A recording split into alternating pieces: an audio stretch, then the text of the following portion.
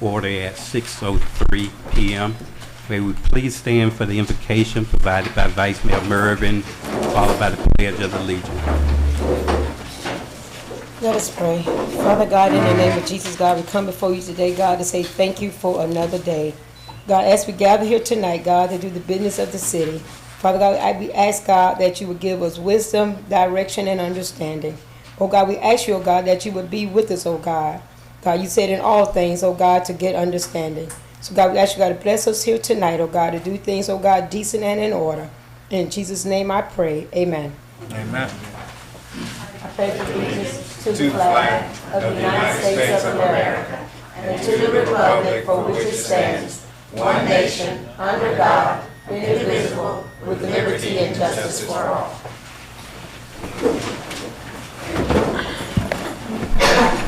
Roll call, Madam Clerk.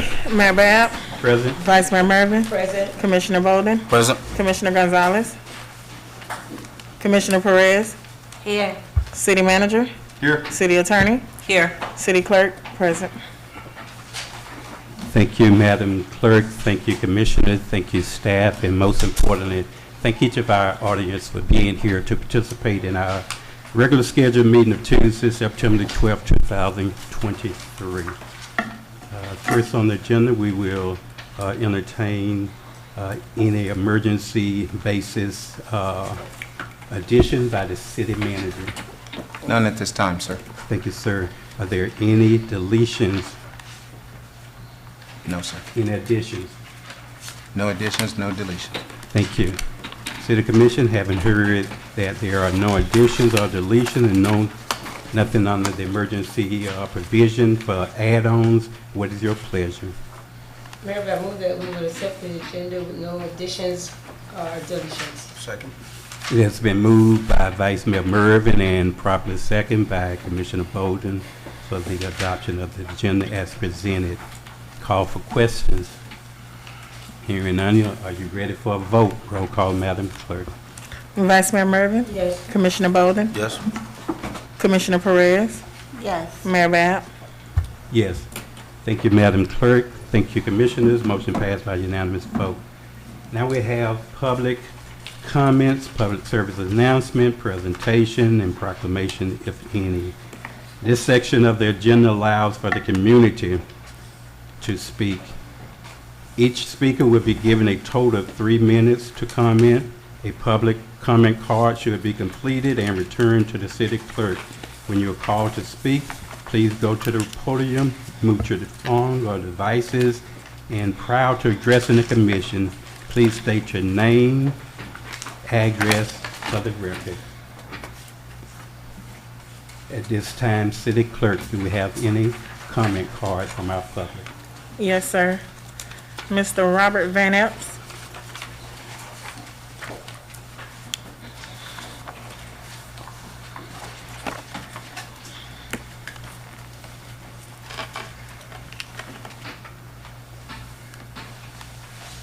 Robert Van Epps. I live at 190 North Lake Avenue, Pahokee.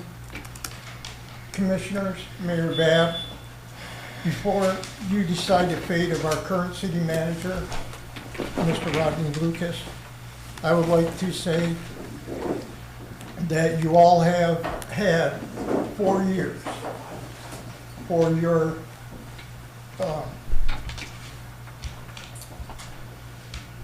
evaluation. And us as the people, we give you your evaluation by hiring or by voting you in or voting you out the next time around. And Mr. Lucas has only had 1 year. That's not fair. That is not fair to give one man 1 year for an evaluation.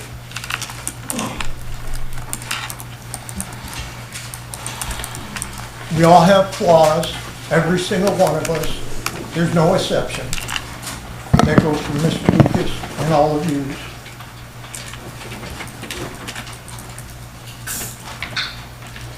And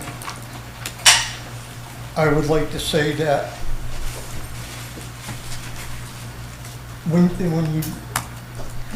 if you have a personal vendetta against Mr. Lucas, and all of you said no, I have been down the road of firing people. And in the back of your mind, somewhere, Mr. Lucas has done you wrong, or whatever, that sticks in the back of your mind. We can't let that happen today. We cannot let that happen.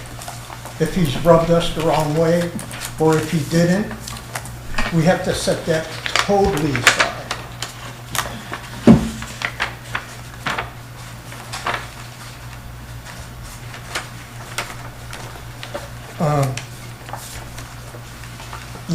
I believe letting Mr. Lucas go would not do our city or our community any good at this time. Because then we have to hire a new city manager that's going to set us back, that's going to set our city back. You have the power to get rid of him at any time. Let's stretch his out to the next evaluation and see if he does any better. Yeah, that's a year down the road. He gets an evaluation every year, or you can make it 6 months down the road. But 1 year is nowhere near long enough.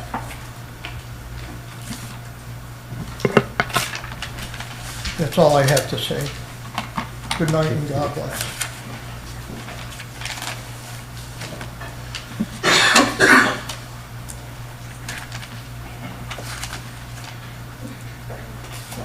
Next.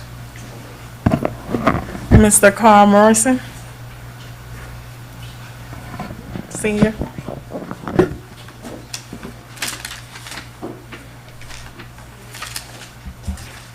Good evening, everyone. Carl Morrison, Senior, 2587 Southwest 14th Terrace, Pahokee, Florida. To the Mayor and the Commissioners. This evening, I'm here to speak on stability and leadership. We all realize that everything rises and falls on leadership. And with that being said, part of leadership is stability. And I think we all can agree on the importance of stability in leadership. Here recently, you all have been discussing the city manager's ability to lead. Whether you think he's doing a good job or not, let's be real. Have you given him time to get this train back on track? It was derailing when he got this position. This city have a lobbyist, Mr. Thomas Rito, which he stated that in Tallahassee, all legislators look for stability and leadership in a community. This is one you pay for to be on the grounds in Tallahassee to help this city. If you cannot accept his opinion, whose opinion can you accept? That's not to say that we are going to agree on everything, which we will never agree on everything. Let's be real. Can you be pushed by every wind that blows? To be in leadership, everyone is not going to agree on your opinion or your position. But let me say this. It's a sad commentary in the community when you have citizens thinking that you have people in leadership position believe in sabotage. That is a very sad scenario. So I'm going to say this, at the end of the day, do what's right and do what's best for this city and this community. Thank you.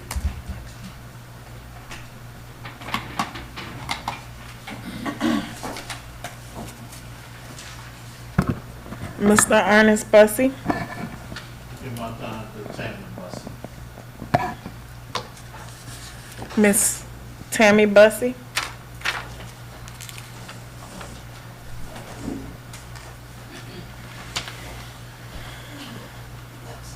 Good evening, everyone. Good evening.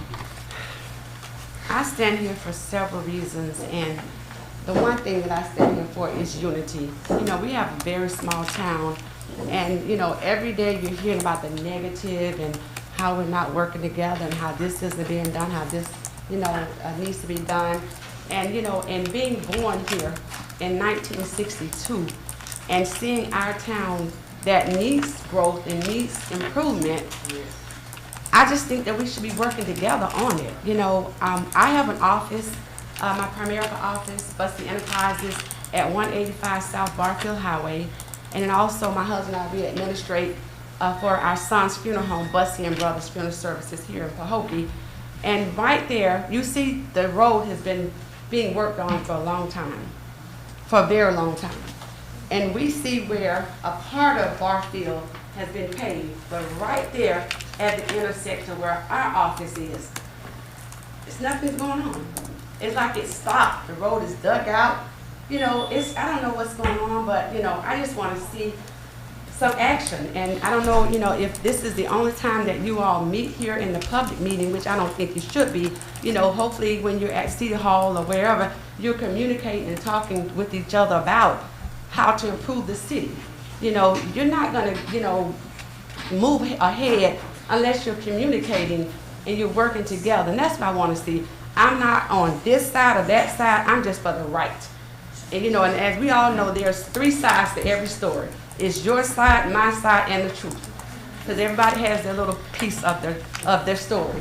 But I just want to just hopefully see us do better, see our city improve, and just, you know, answer the questions of the citizens and put things and people in places that can help our city grow. You know, so I stand here, you know, we know about the recognition tonight, but just before we came, we went to the office, and I haven't seen any work on Barfield Highway in 2 weeks. I don't know what the decision is. I don't know if it's a financial issue. I don't know what it is, but I just really, really hope to see our growth with our citizens and our town and just see something happening. I don't know if I can ask a question, but does anybody know where we're, you know?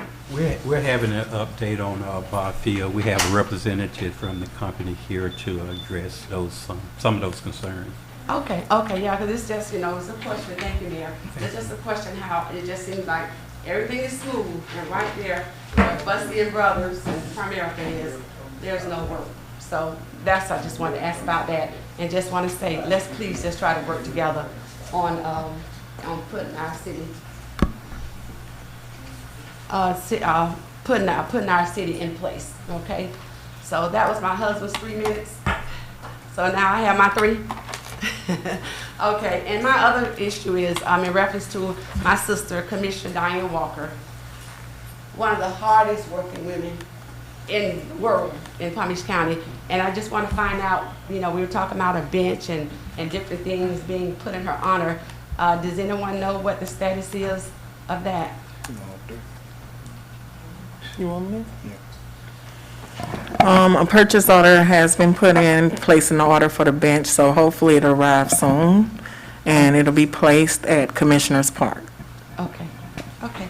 All right then, so that's all I have now. We'll save the rest for later. Thank you. Okay, I give the rest to Robert Love. Ms. Buss, it wasn't mentioned, but we'll definitely be having some type of dedication ceremony in honor of that bench being placed there when it's arrived, and the family will be notified. Thank you. Good evening, everybody. Good evening, Robert Love, 2638 Gateway Drive East, Green Acres, Florida. I come here tonight because I know it's going to be loaded tonight. It's wall to wall. I know why. You get on your override. Yes, I got my overall. I mean business. And tonight, I'm going to go back to, but I'm going to tell y'all first. There's a bunch of junk tonight. This ain't nothing but some junk. You see all of that there? And then the last thing on there, on this here. It's all this here, and then it's there. So I know it's a bunch of junk, because this ain't my first rodeo, y'all. But see, I got people come up here and talk about how good Mr. Lucas is. Yeah. I got somebody work with him 15 months, side by side, he said. His name is Pahokee. On August the 7th, y'all go pull up to YouTube where Pahokee sat there and say he done tried to do everything he can with this man, and this man haven't done anything. Now, I'm wondering how everybody what ain't worked with him know how good he is when the mayor got locked out of City Hall and everything. I'm still trying to figure this out, cause y'all hear me? Can y'all hear me? I'm still trying to figure this out, cause now on September the 12th, seemed like everything going back the same way it was when Chandler was him. Cause I pulled up a evaluation yesterday on my live, y'all can go find it, where they evaluated Chandler, but they said, oh, they don't do that out in the open. We used to do that behind closed doors. When y'all did it, Keith, y'all did it. You remember that one?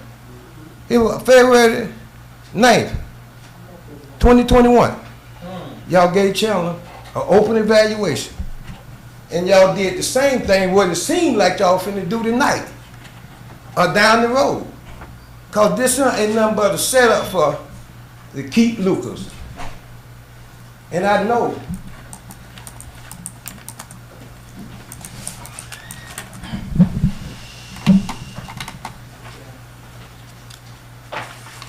Miss Shannon?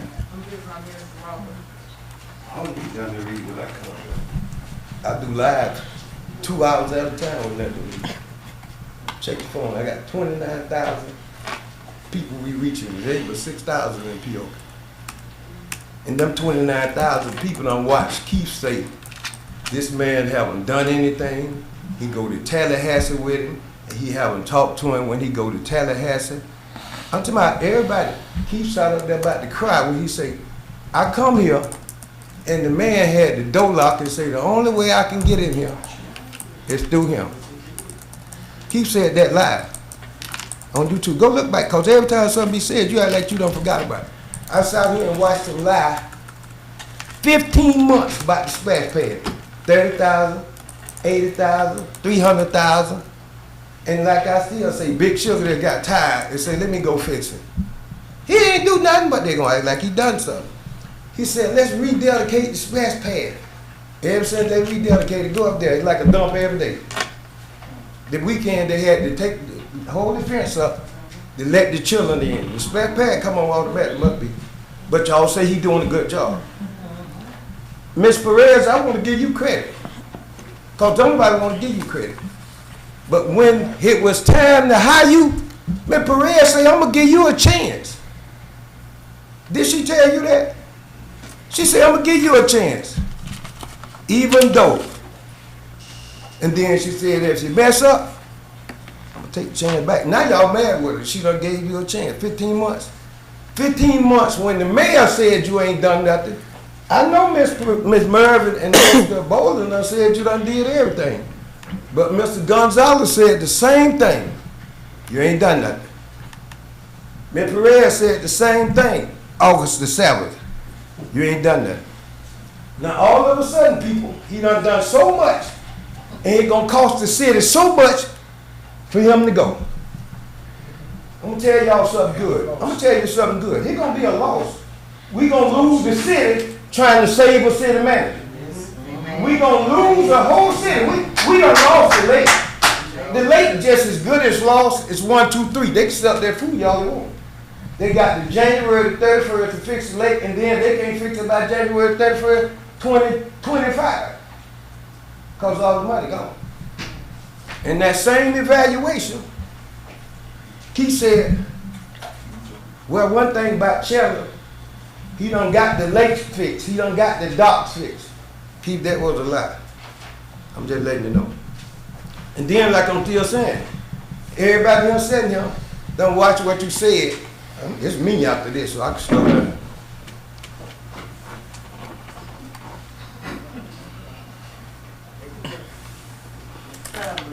That pissed somebody off. I like that. Don't you know how to piss people off? Because they piss you off, piss them back off. Now it's me, Roland. Thank you. Like I say, He gonna be egg on somebody's face trying to save somebody and lose the whole city. Y'all be saying, oh, Tallahassee watching us. They damn sure is. They watching y'all, and they watching this move tonight. If this move be made tonight, somebody from Tallahassee gonna talk to somebody about what's going on in this city, because ain't nothing going on. Ain't nobody here to write no grants. Ain't nobody here to get no kind of money. And we don't have anything to get money with. We got somebody, Mr. Lucas, there. Everybody say, oh, he doing a good job. He gonna sign off on all that junk that night, them resolutions. So that's why y'all know it's a joke. Why they need him to sign off on all the resolutions if he ain't going nowhere? If he was going somewhere, they wouldn't have all of that on that night. I done been to too many rodeos to know the bull from the horses. I know the bull from the horses. And then, like I still say, the last evaluation just was August the 7th. Here goes somebody come up here, ain't been up here. They ain't been in here in 15 months. I've been here every meeting. There's gonna be some people run up in here, they're gonna tell you everything Lucas doing. Cause they've been sitting somewhere watching him, I guess, but I've been sitting somewhere watching. 29,000 people watching. He be watching. They watch my live harder than y'all do what be on there. What? They peeping harder than y'all. Them the ones they call the peoples. They call them people. I bet you he can tell you everything what happened on my live. And there's some more of them in there. But I call his name while I be on the live. That's why I ain't ashamed to get up here and talk about how we finna lose the whole city. Y'all lost the city with that Chandler shit. Shoot my lady, sorry. They lost the city with Chandler. Everett quit. He'll quit. Sarah and them had to run to get a position because they wasn't going for Chandler stuff no more.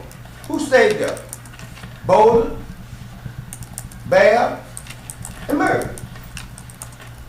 When Sarah and Gonzalez won, he owned Chandler. Out of him like a flying rock, because he knew he was going to get voted out of here. He was gone. So he resigned. Y'all understand what's happening right here tonight. But still, like, I want to just ask you one question, man. Is there a statute of limitation on anything? If you do something on this dais, is there a statute of limitation that can run out on it? Is there a statute of limitation? You don't have to answer. Yeah, depending on what it is. And then how long it is? Depend on what it is. Yeah, so we trying to run some statute of limitation, trying to run some out. Come on. Nobody never mentioned Chandler name. I'm serious, anybody gonna mention Chandler name? How can you speak for the attorney? That's the worst thing I've ever seen. How can who speak for that? How can anybody speak for that? I'll ask you a question. Yeah, but somebody else spoke for it. I spoke, there is a can't statute of limitation. Thank you, Mr. Ferrer. I didn't know Not you. an attorney. Thank you for knowing. I'm a Google Not an it. attorney. If we had one, she would have answered, Commissioner, right? Thank you. it's public comments. That's what I come here for. City clerk, are there any additional comments, Carl? Miss Lolita Khan? That is right. Hello, everybody. My name is Lolita Kimes. I reside at 290 Parkview Court. I want to know why the city is having secret meetings. Every type of meeting that's supposed to be going on in this city, the citizens need to know about. Because the citizens is the one that's paying y'all paychecks. We the one voted you all in. And these secret meetings shouldn't be going on. Y'all had a business little thing up there on the dike up there and advertised it the same day of it. I'm a business owner of 30 years. And I didn't know anything about it. That's why I wasn't there. So what was that all about? Poor advertisement. The city that y'all need to do better. It's ridiculous how y'all run things. I went up there to the splash pad today, talking to some people up there, their children. The gate used to be closed. The first thing I looked at was the gate. The gate was open. So I want to ask Mr. Lucas, why is the bathrooms closed? I talked to the people up there. Some people say the bathrooms haven't been open for a minute. They have to take their kids in themselves behind the building to use the bathroom. What kind of city manager run a city like that? That's ridiculous, Mr. Lucas. You need to do better. Why you run around about telling people this is my city? Act like this your city. Build this city. Do something with this city. Because you're not doing anything but talking trash. Oh, this is my city. What are you doing for the city? To me, I don't see you doing nothing. I don't care what y'all who come up here and say this and that about Mr. Lucas and Mr. Lucas. If y'all gonna keep him, make him do his job.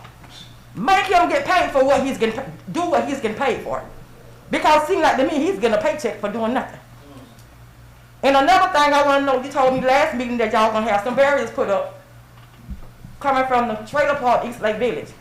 When is that gonna happen? Cause cars are still flying through there like they on speed racing. When the barriers gonna get put up, Mr. Lucas? Oh, so that's what y'all doing. You is the city manager of this city. I feel like you need to answer my question. You can't sit up there as a city manager how about this my city and not answering the city's comments. What city manager does that? It's ridiculous. When is the barrier gonna get put up, Mr. Lucas? And when you gonna open up the bathrooms out there in the park? If it was up to me, you would have been gone. Y'all have a nice day. You sit up there and look at something crazy. You won't even answer the citizen questions. But this is your city. I run this city. Ma'am. Sad.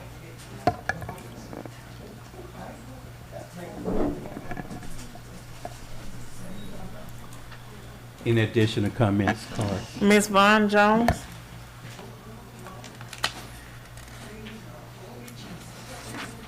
Good evening, everyone. Mom Jones, 315 Amarillo Court. My concern is to Mr. Lucas. The last meeting, I handed you my ARPA package. Even though it was late, you accepted it. You called me on the 24th. And you told me that you looked through my package and I had everything that I needed. You said the only problem was you had to wait till your financial advisor get back in town that Monday and you would give me a call back. I haven't received a call yet.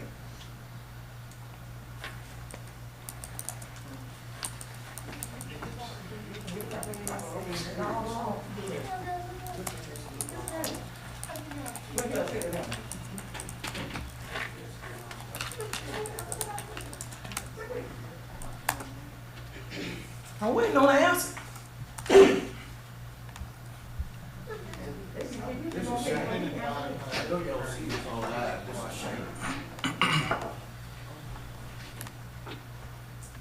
I know it's some money in the ARPA fund. I know it's some money there, because too much money done been spent elsewhere for none not to be there. I know it's some money there. I'm waiting on an answer. You know, it's funny how people can ask you a question and you answer them, but when you ask them a question, they freeze up. That's unprofessional. Very unprofessional. I ain't raising hell, I'm just talking. Okay? I want to answer.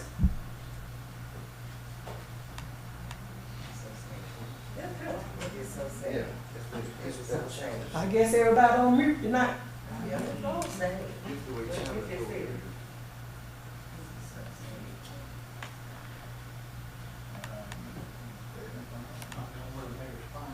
Then they got to send all the rest of the minutes with me. You go after them, Mr. Lucas? Let's see what we're gonna have.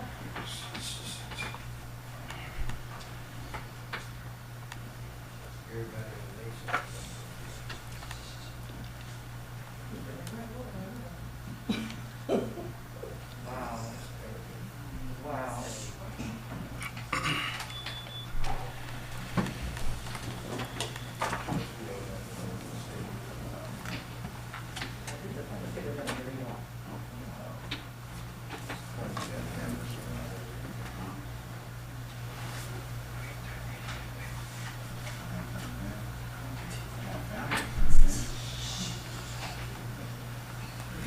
What's funny?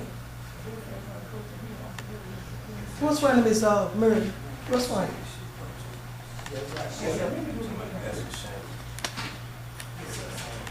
Don't be scared to talk. You've been talking. Don't be scared to talk. Ain't nobody gonna hurt you. Just gonna tell the truth. In addition to comments, Carl. Mr. Kirkpatrick?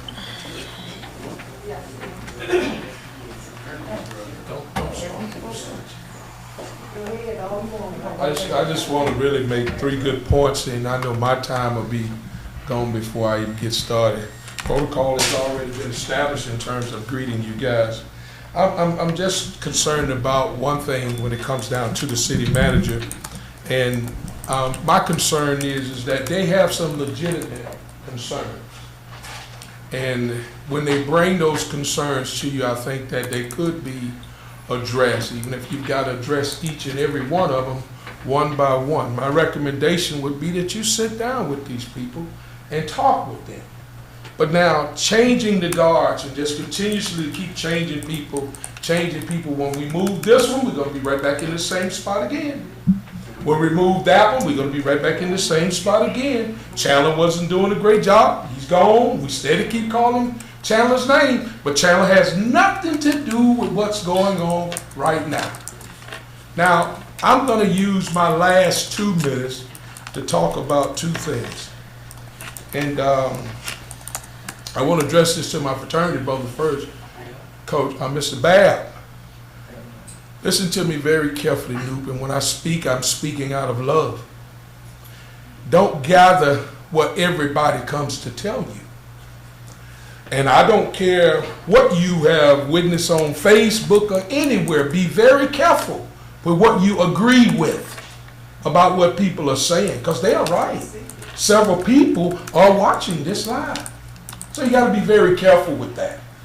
The other thing is, I said that as the attorney, you went to school to be an attorney. You're not a commissioner. You are an attorney. And people are answering questions for us does not have a clue of the answer. And we are following that. We got a paper floating around here. What does this mean? Half of you got it in your hand and haven't even read it. All I'm simply saying is this, and it's no disrespect to nobody. I'm just speaking on terms. I'm just telling you that until we come on one accord, what's for the betterment of this city, we're going to do what needs to be done. And Miss Sarah, you have been in this community. You have helped in this community. You have done more than one thing in this community. And I feel like, and I'm speaking for me because I'm a former coach, that you are turning your back on this city for personal reasons. And then I'm staying with it.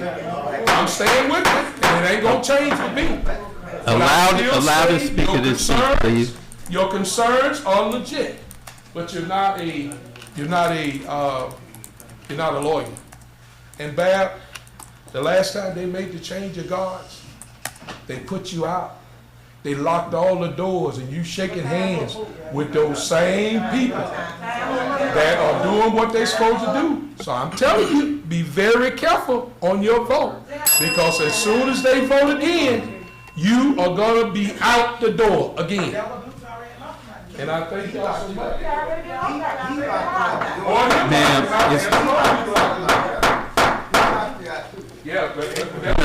we're going to have to start asking folks to get out. Please allow the speaker to speak. And even if you agree or disagree, please don't make comments during the commission time. In addition to Ms. Sheila Williams?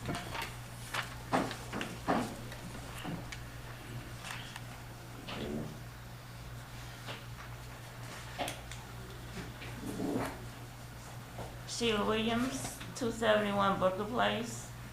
I have 2 concerns for Mr. Lucas.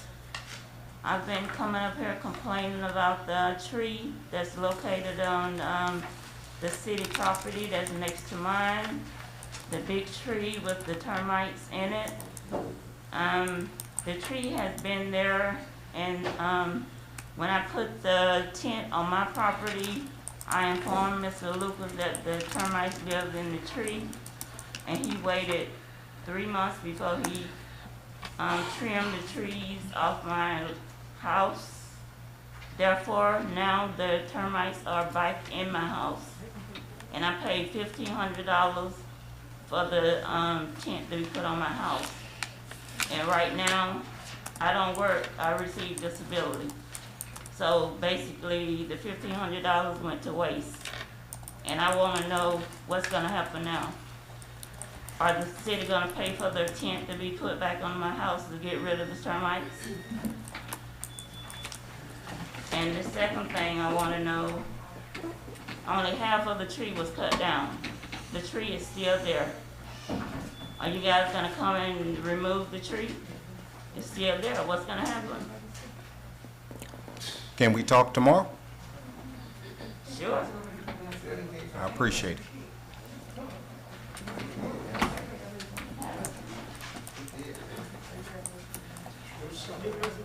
Process is simple. Process is simple. Yeah. Process You is have simple. called Tell the her she's been names? coming since April. She been coming up here since Miss- April before she put the tent on her house. People standing up here and acting like this Right, man just trying doing to get- something. She said I could have the rest of her minutes. You called the name? No, I didn't call a name. He's saying Miss Williams I said, gave them the rest of my minutes. Okay, then, Bishop. Okay, Mr. Lewis. I understand people speaking up for somebody that they don't know what they're talking about. I do this every day, not one day. Every day I'm talking about this city. Every day if I ain't here, it's a bunch of eyes looking. There's a lot of people. They call it the table, and some of y'all can't do nothing to the table but peep. Y'all ain't nothing but some peepers that peeping at what we do, and then you try to talk about what we do. But let me tell y'all something. Y'all keep on talking about what God won't do. I know I can turn that phone on and show you 29,000 people we reaching. And y'all ain't reaching 29 what be running up here, running your mouth sometime about what we doing and how we do things. I'm talking to you. You see how they go to just talking? I know they go to talking. I know they go to talking when they up here, I ain't said a word. But while Allow I'm the up speaker here, to speak. they gonna talk because they think I'm talking about them. But still, like I said, all of the people what peeping, y'all make it just that much interesting. Because I know right now, there's more people on that live than in here right now. There's more people on that live, more people watching than them 12 people what go run up in the night talking about, Keith, you need to do this and Keith, you need to do that. Keith sat up here on April the 7th and told everybody what Keith done been through. Now everybody gonna come and rub your back, say, Keith, I know what you're going through. I understand. That's just like somebody trying to tell you about your mama and they mama. Come on, somebody. Help me, y'all. In addition to comments, Miss Cynthia Mitchell.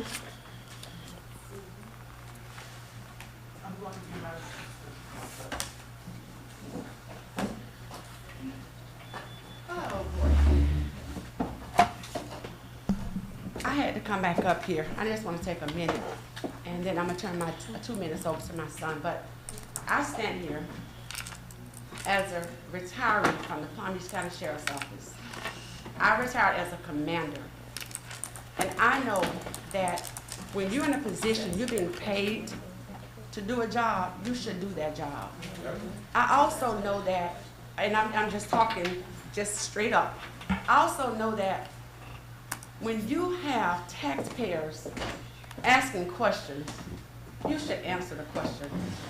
Whether it's they like it or not, if you speak the truth, and this is for anybody, if you speak the truth is the truth. It doesn't matter whether it's, it's liked or not. Speak the truth, and your salaries are paid by taxpayers' dollars, and they deserve an answer when they ask a question. The other thing is, it's just so disappointing to see where we are right now. It's so disappointing. Like I said, this is my hometown. I came back over here. I bought property over here. I chose to open my businesses over here. I invest in a funeral home to help somebody else, but God bless with my 25-year-old son is now sole owner of that funeral home. And so I say, Lord, thank you for guiding me to do what I need to do. But I just want to say to you all, it doesn't matter how high you get. we all gotta come down if we don't do the right thing. And we just need to be professionals, do the right thing, and just do what you're supposed to do. You know what you're supposed to do. I don't care who it is, who's in here, you know what you're supposed to do. And it's just disappointing to see where we are, because we gotta do better, we gotta work together. And I wanna give the rest of my time to my son, Randall. I don't want to smile. You can stay up here with me. But these people, I feel like these people elected y'all to fight for them. They fight for themselves. Yes. And why they elected y'all if y'all ain't gonna fight for them? Y'all running the city of Pahokee. Y'all call yourself running the city of Pahokee. Y'all ain't fighting for the city of Pahokee. We gotta cut that out. These people are talking to you, look at them, you shake your head, you drink your water. Listen, Lucan, you cool with me. I like how you act. But come on out here with us. Come on out here and act like that. I see you, Mr. Bab. I see you out here with us. I see you at funerals. I appreciate you and all that type of stuff. We just want some help. City of Pahokee just want some help. $9 million. City ain't broke. And we only got how many in the population? How many in the population? But $9 million? We all. I see it on paper. All I see was $9 million on the paper. That's all I'm looking at. I'm looking at the paper. The paper say $9 million. That's what it is, ain't it? All right. So I want. And no, I know that's not what it is because y'all spending it. See, diamond, everybody got suits on. You know what I'm saying? Come on now. We can do better. We can do better. I got 0 cents, but y'all heard me though, right? All right. I just hope y'all heard. All right. I don't know where y'all stay. Y'all don't stay in Pahokee, do you? You don't stay in Pahokee, do you? So you don't feel what we feel. All right, Mr. Dow. Thank you, sir. Order. Any additional comments, Carl? Miss Joanne Culberson.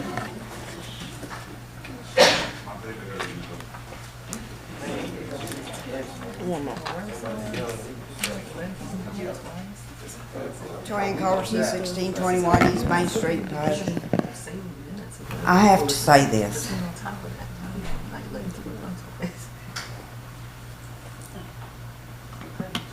My daughters, this is how I feel about the city manager. I hadn't had no dealings with him till my mother passed away.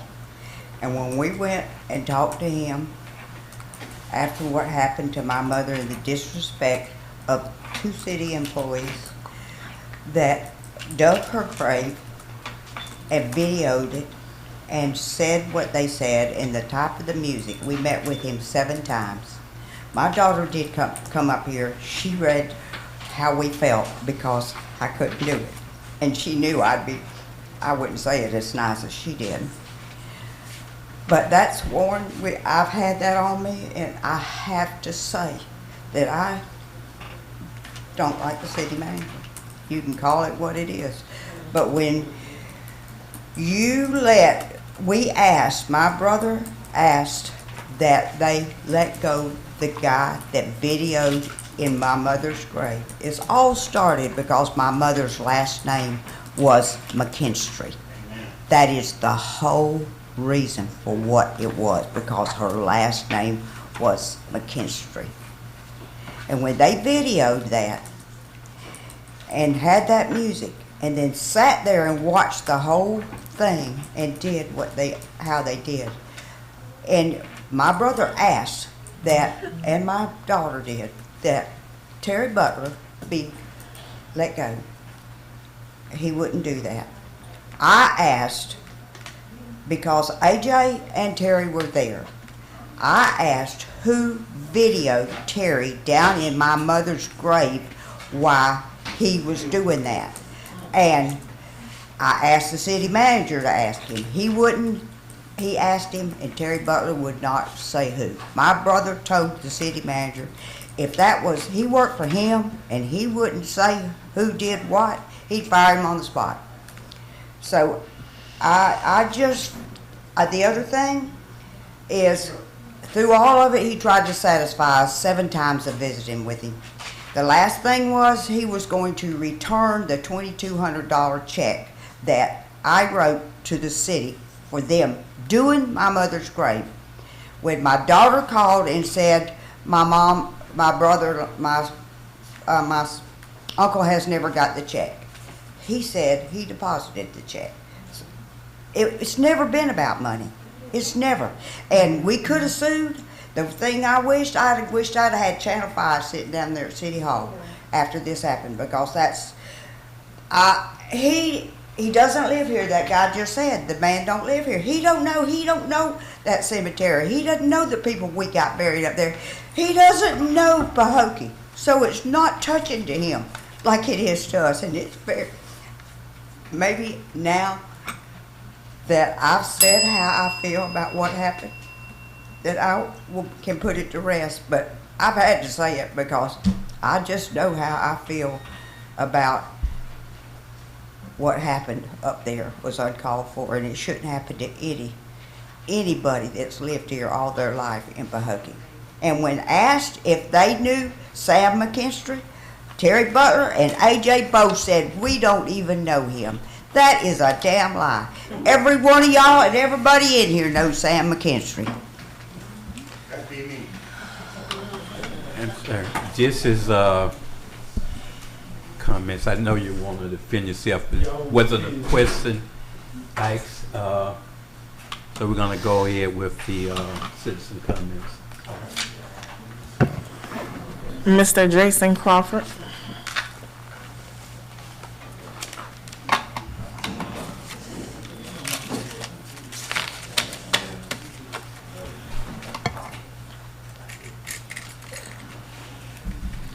Good evening. Jason Crawford, 8846 Eldorado Drive. I just only wanted to come up here. I see that there's an overwhelming crowd tonight, but I just wanted to just talk to the citizens of Pahokee and my elected officials. Okay, I went back and I pulled when y'all did y'all evaluation on Mr. Lucas. A consensus between all 5 of y'all was, y'all wish that he would assimilate information to all 5 instead of 1 or 2.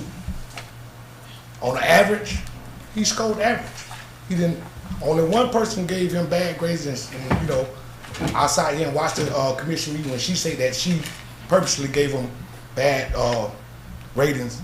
But as the citizens, one thing we need to understand. Yeah, he works for the city, but these 5 people that sit up here, yeah, he's bosses. So when we have issues out here in the audience, and he's not answering our questions in a timely manner, these 5 have to hold him accountable. So everybody, I understand we mad at Lucas or we point the blame at Lucas, but if these 5 as a whole, as one group, don't direct him to do whatever it is that we asking him to do, then we can't blame this thing. I held malice in my heart for many years for Greg Moore when everything happened at this city with my brother. Greg Moore. But I had to come to reality and realize that Greg Moore couldn't have did anything that he did without the consensus of the 5. So then I had to change my narrative.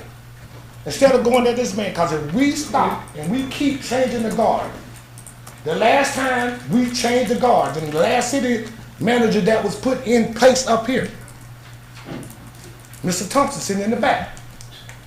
He didn't have no education. He didn't have no resume. He didn't have an application on file.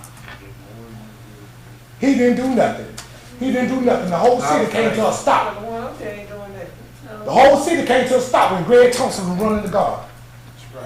So y'all need to, we need to be realistic about a lot of things. Keep switching people. It's not going to change nothing.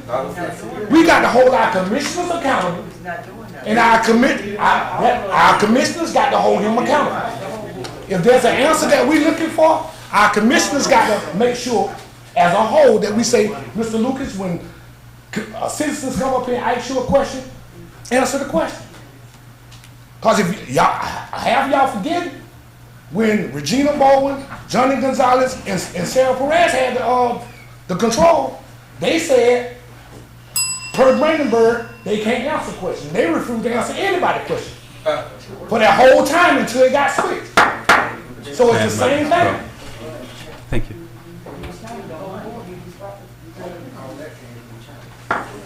Are there any additional comments, cards, City Clerk? Thank you. Well, hold on. Probably. Mr. Crawford turned in several comment cards, so. Who? Me? Mr. He Crawford. spoke once. Yeah, That's all so. he did. Yeah, it was no limit set on. Huh? I just don't know, we get 3 minutes per comment card. No, you get 3 minutes per person. I ain't used that, I ain't seen Okay. that. You know. So I can't get that one on my card. Let me get the one. I got my 7. Other than that, are there any additional cards? No, sir. All right, thank you. Y'all can give me that one more? Okay, next on our agenda is the July business of the month. Butsy Brothers and Funeral Service. We'll have our city attorney read this in the record. Yes, Mr. Mayor, Commissioners. There is a certificate for business of the month. It is to award to Bussey and Brothers Funeral Services. It's located at 185 South Barfield Highway, Pahokee, Florida, and it's in recognition of outstanding service to the community. It is presented on this 12th day of September 2023 by Mayor Keith W. Babb Jr., Commissioner Derek Bolden, Commissioner Sarah Perez, Vice Mayor Clara Mervin, Commissioner Juan Gonzalez, and Rodney D. Lucas, City Manager. Thank you, Madam Clerk. At this time, I would ask the commission to come and join me down on the floor and have the Butsy Funeral Home come up so we can present their business of the month certificate.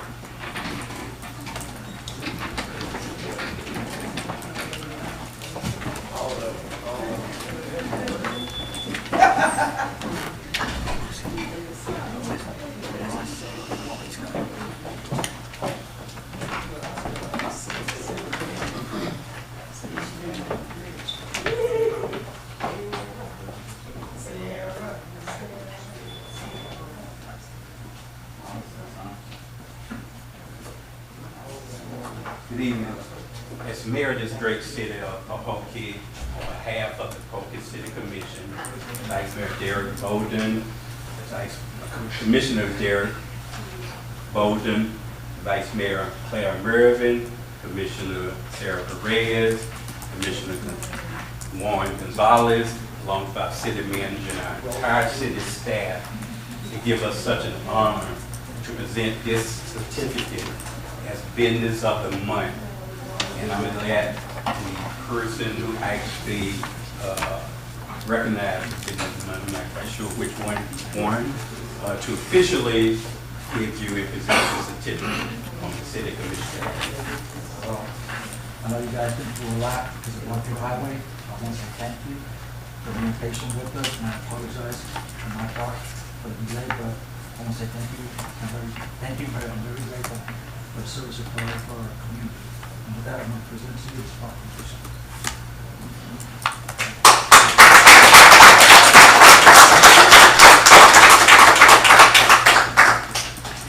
Please, a few words on behalf of your business.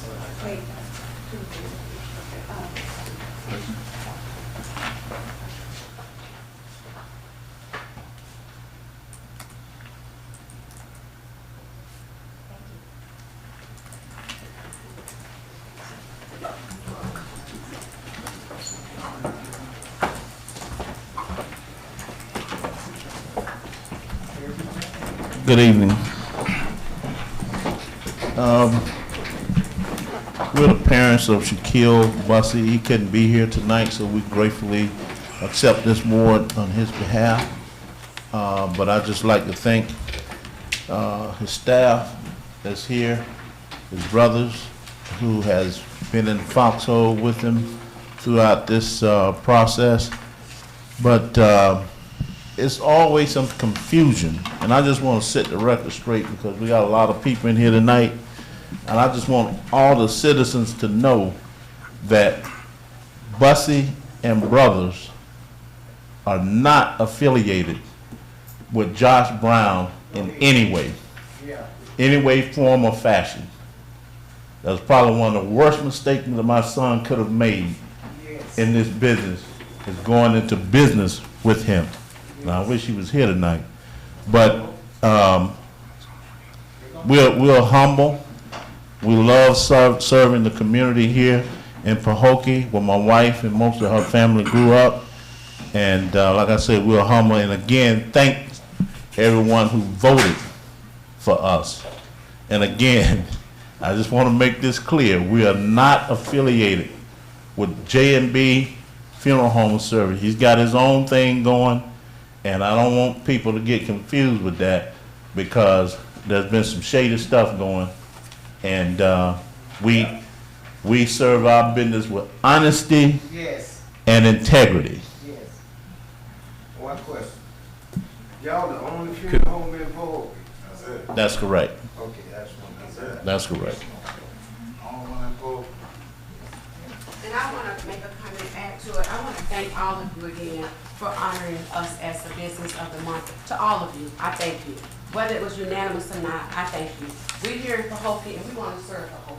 We want to serve Pahokee. My husband and I, we can sit back. We don't need the money. We're not chasing ambulances. We're not at hospitals begging families for them to call us. We're here to serve people because we love serving people.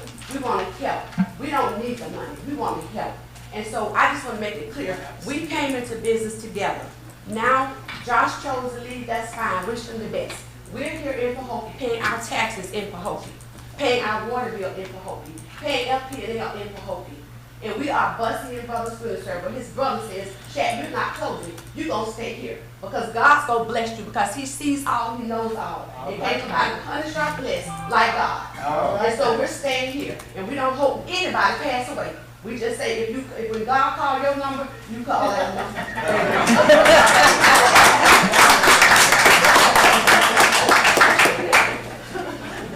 That's a good slogan.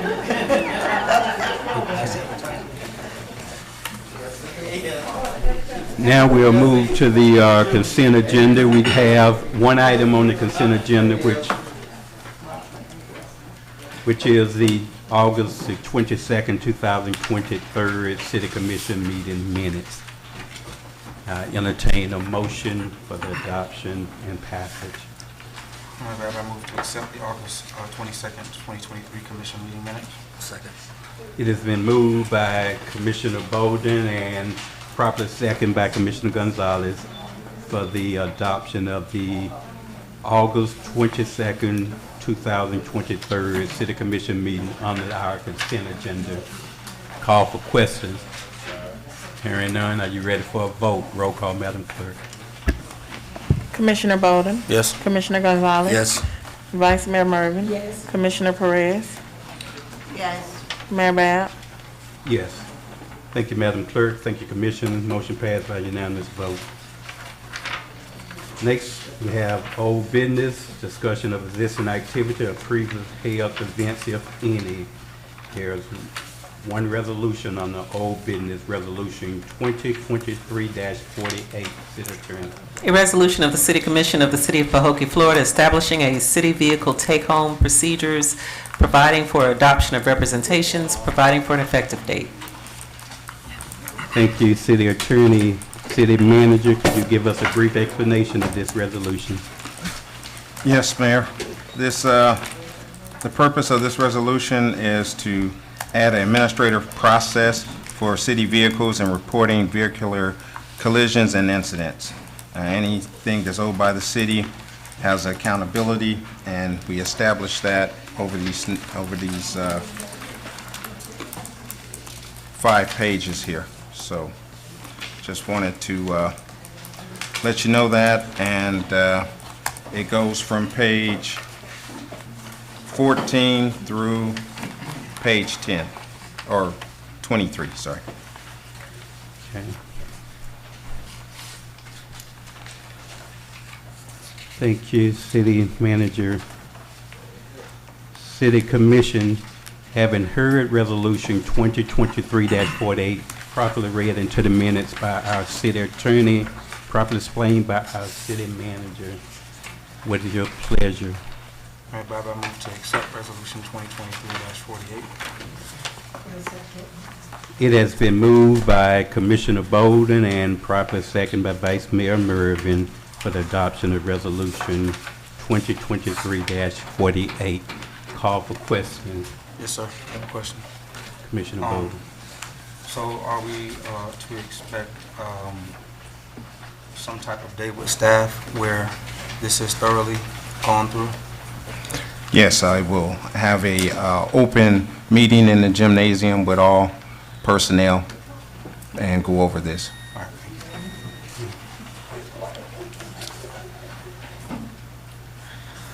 Any additional questions? Okay.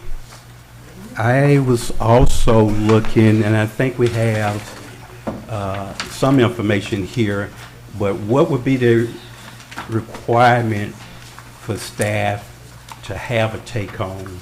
I know most take-home policy doesn't try to include benefits. The reason behind it is mainly for cost-saving purposes. And if you could just highlight some of the areas where staff, I know the city manager have the authorization according to this policy to issue take-home vehicles, but just as a highlight, just as a information for the public, if you can just share some of those areas that would warrant take-home vehicles. One is when we have conferences and times that we have to travel, times when there's hurricane season, and if you're part of the emergency management team, you have to be available and 24-hour access. And the other is when you have assignments, travel, and you must possess key things in order to be able to take possession of a city vehicle. You got to have a valid driver's license. You have to be in good standing with that driver's license. And if anything happens, there's a protocol in the accident report and possibly up to taking tests, blood tests, urine tests, all those things as well. Okay. And in the policy, who does the accident reports? And I'm saying this because in the past, I don't recall, and I may just be a little forgetful, but I don't recall the city commission having received any accident report. I know the last 5 city managers that we've had have had accidents. And I think it's important, at least for the city commission, to at least have a record of that. I know you're going to be some information you have to extrude or mark out, but other than that, I think we should be able to at least have a copy of that.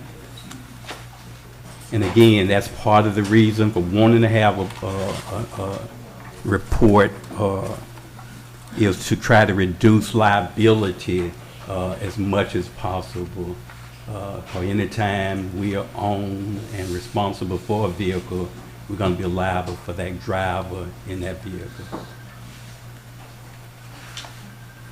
I will make sure. So when a person has an accident, they report to HR, and that's where the forms are filled out at that point, and that's where the claim would be managed, would be with risk management, part of HR. And I will make sure I will check with risk management and get proper reports if they hadn't been done to the commissioners. Any additional question from the commission? Yeah, has there ever been a take-home vehicle policy? Has there ever been one? Well, I know in general, the commission has always allowed the city manager that opportunity, but this is a first modification in which the city manager has the ability to say who has access to a company vehicle. So there is a policy, this is addition to it? There's a part of a policy, but it's directed to the city manager, so we expanded it to include the employees.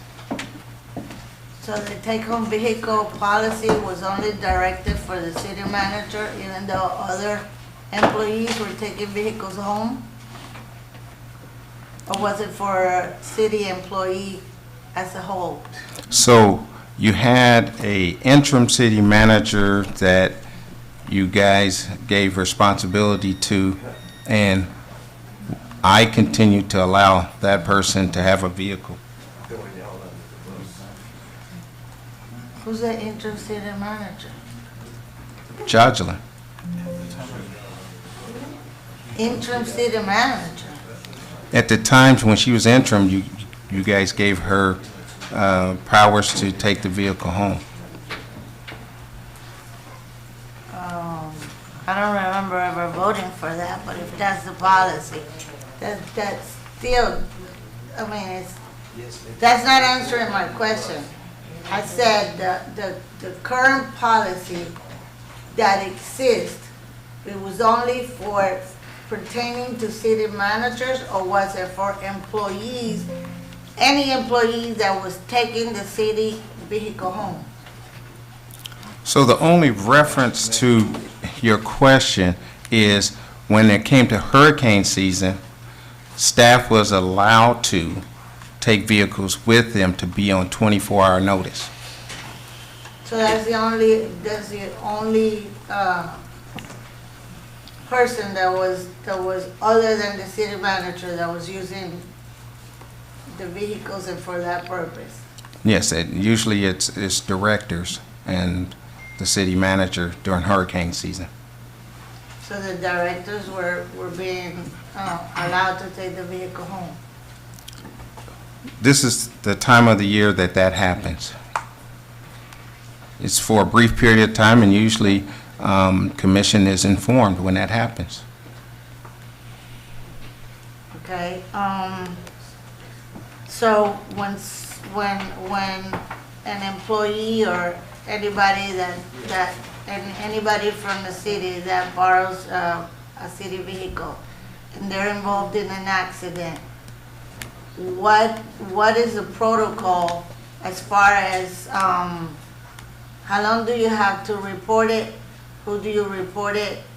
How do you get tested? So protocol has been, in the glove box, we usually put information in, and there's a debriefing from time to time regarding taking the car out. So usually when there's an accident, you immediately need to report to the police that you've had an accident.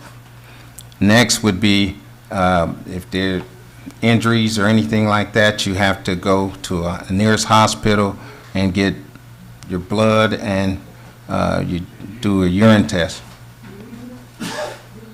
But I mean, I don't know about this policy, but you know, for any corporation or entity, you have an accident, it doesn't matter if you're hurt or not, you're gonna get tested. And I wanna know what's the protocol, how long you have to do that? Because if you've been drinking, by the next day, your alcohol is out of your system. That's true. So here when you look at page 17, it describes the process. Page 17.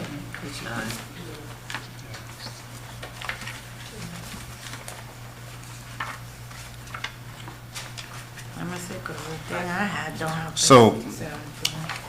we'll look at page 22 or page 9 of the take-home procedure, and it tells you the responsibilities of the employee and city manager. It says employees involved, I'm sorry. Go ahead. Employees involved in any vehicular collision when operating a city vehicle, irrespectively of fault or severity, shall, 1 is 6 points here, if injured or involved, call 911 for medical attention. 2, call the appropriate law enforcement agency and wait on the scene for their arrival. 3, notify the city manager. If unable to reach the city manager, notify the public works director. 4, complete the vehicle collision report that day or the next business day. If you are injured, complete first report of injury, obtain the police report case number. 5, if possible, take photos of the damage to the city's vehicle and any other property damage. 6, present him or herself accompanied by the supervisor or designee at the authorized center of post-accident alcohol or drug testing. Do we have any training videos? Well, Any orientation, any?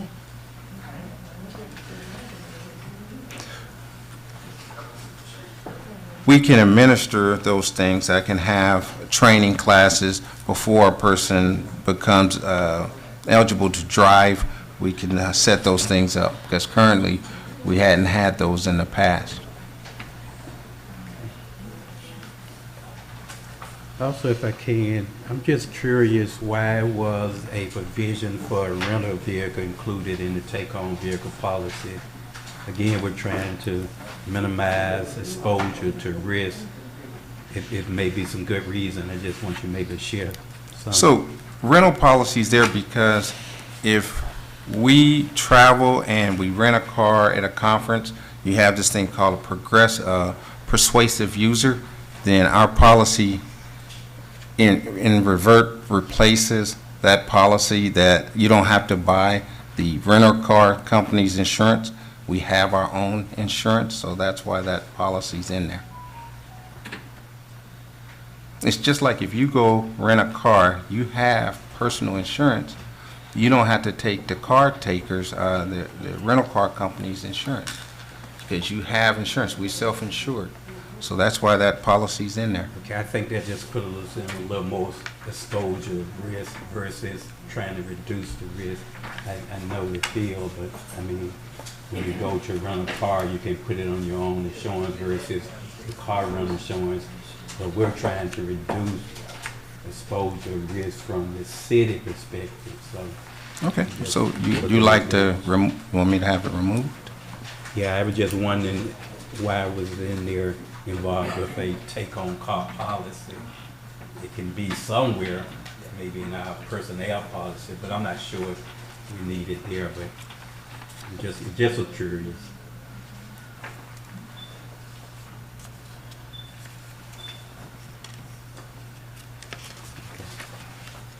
All right. Okay. Are there in additional questions for the take-home policy? Yes, sir, I have a question. Is there a way we can put a limit as for using the city vehicle? Because as we're aware, the city manager doesn't live around Palm Beach County. To me, it's more exposure for a liability for the city. The longer he drives the vehicle, the longer he's on the roads, more accidents, he's more prone to having an accident.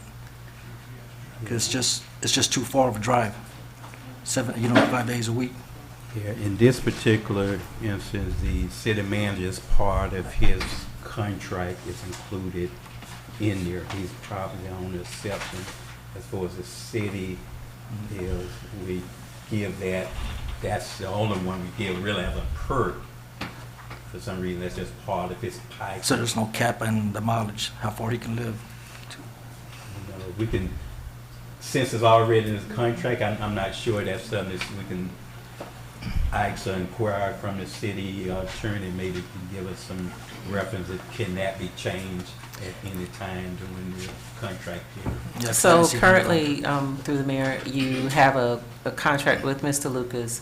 You can amend the contract if people are agreeable to it, but you do have a meeting of the minds as to what's in this contract, and you did have it also for the former city manager. So this is just something I guess the city has been doing, giving the managers a take-home vehicle in their contract. No cap, no distance, no cap?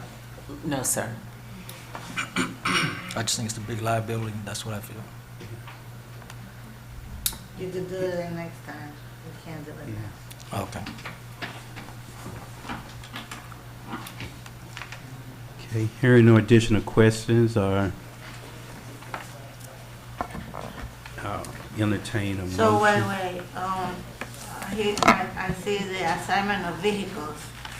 City manager will determine the number of vehicles necessary for each department and conduct an annual review of vehicles requirements to determine the appropriate vehicle inventory. So we have the vehicles divided into departments. Yes.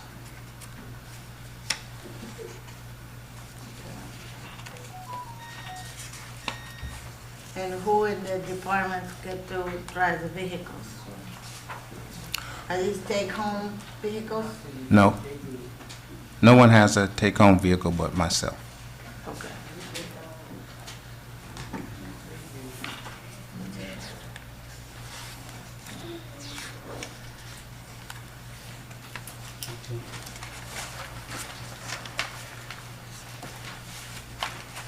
Hearing no additional question, are you ready for a vote? Roll call, Madam Clerk. Commissioner Bolden? Yes. Vice Mayor Mervin? Yes. Commissioner Gonzalez? Yes. Commissioner Perez? Yeah. Mayor Bab? Yes. Thank you, Madam Clerk. Thank you, Commissioners. Motion passed by unanimous vote. Now we'll move to public hearings and/or ordinance. Either resolutions or this going to be, these next two is for public hearing? It requires a public hearing, yes, sir. On the second or the first reading? On the, well, it's under, I believe it requires for both, yes. We have- Because it passes on this one, so, and this resolution will require a public hearing. Okay. So our first resolution is Resolution 2023-52, City Attorney. A resolution of the City Commission of the City of Pahokee, Florida, adopting a tentative millage rate for fiscal year commencing October 1, 2023 through September 30th, 2024, pursuant to Section 200.065 Florida statutes, providing for an effective date. City Manager, could you give us a brief explanation of Resolution 2023-52? Yes, sir. In accordance with the Florida statute, the city must approve a resolution to adopt a proposed millage for the next fiscal year. It is required by statutory truth in millage, which is called TRIM for short, compliance. Any changes proposed by the City Commission at this, the first budget hearing, will be incorporated into this budget. Florida Statute 200-065-2C requires that within 80 days of the certification of value pursuant to subsection 1, but not earlier than 65 days after certification, the governing board of each taxing authority shall hold a public hearing on the tentative budget and proposed millage rate. Prior to the conclusion of the hearing, the governing body of the taxing authority shall amend the tentative budget as it sees fit, adopt the amended tentative budget, recompute its proposed millage rate, and publicly announce the percentage, if any, by which the recomputed proposed millage rate exceeds the rollback rate computed pursuant to subsection 1. That percent shall be characterized as the percentage increase in property taxes tentatively adopted by the governing body. Staff's recommending approval of Resolution 2023-52 at the operating millage rate of 6.5419 mills for the fiscal year 2023 through 24. And we are adopting the representation, the forging whereas paragraphs are here as ratified and confirmed as being true and same and are hereby made a specific part of the resolution. Section 2, tentative millage rate. The City Commission of the City of Pahokee hereby tentatively adopts the millage rate of 6.5419 mills for fiscal year 23-24 commencing October 1, 2023 through September 30th, 2024, which is 6.5413 per thousand of taxable property value within the city of Pahokee. The millage rate represents the 12.20 increase over the rollback rate of 5.8307 mills. Section 3, public hearing. The second and final public hearing on the budget is scheduled for September 26 at 6 p.m. in the Commission's chamber here at 360 East Main. Section 4, effective date. This resolution should take effect immediately upon its passage and adoption. Thank you. At this time, I will open a public hearing on Resolution 2023-52. Are there anyone in the audience who wish to speak on this resolution? I like to speak on it. Some people don't understand what the millage rate is right now. So that's why you need to explain to these people what the millage rate is. Is it going up or down? Where it's at? It's staying the same, sir. The same as last year's. Anyone else? Hearing none, I'll close this public hearing on Resolution 2023-52. City Commission, having had Resolution 2023-52 properly read into the minutes by our city attorney, properly explained by our city manager, properly had a public hearing, what is your pleasure? Mayor, I move that we will accept Resolution 2023-52. Second. It has been moved by Vice Mayor Mervin and properly seconded by Commissioner Bolden for the adoption of Resolution 2023-52. Call for questions. Hearing none, are you ready for a vote? Roll call, Madam Clerk. Vice Mayor Mervin, Yes. Commissioner Bolden, Yes. Commissioner Gonzalez, Yes. Commissioner Perez, Yes. Mayor Bab. Yes. Thank you, Madam Clerk. Thank you, Commissioners. Motion passed by unanimous vote. Next, we'll have Resolution 2023-54, City Attorney. A resolution of the City Commission of the City of Pahokee, Florida, providing for the adoption of funding of the tentative municipal budget in the amount of $9,036,654 for the City of Pahokee, Florida, for the fiscal year beginning October 1, 2023, and ending September 30th, 2024, providing for adoption of representations, providing for an effective date. Thank you, Madam City Attorney. City Manager, could you give us a brief explanation? Yes, sir. In accordance with Florida statute, the city must approve a resolution to adopt a tentative budget for the next fiscal year. This is required for statutory truth in millage trim compliance. Any changes proposed by the City Commission at the first budget hearing will be incorporated into this budget. Florida Statute 200-065-2-C requires that within 80 days of the certification of value pursuant to subsection 1, but not earlier than 65 days after certification, the governing body of each taxing authority shall hold a public hearing on the tentative budget and proposed millage rate. Prior to the conclusion of the hearing, the governing body of the taxing authority shall amend the tentative budget as it sees fit.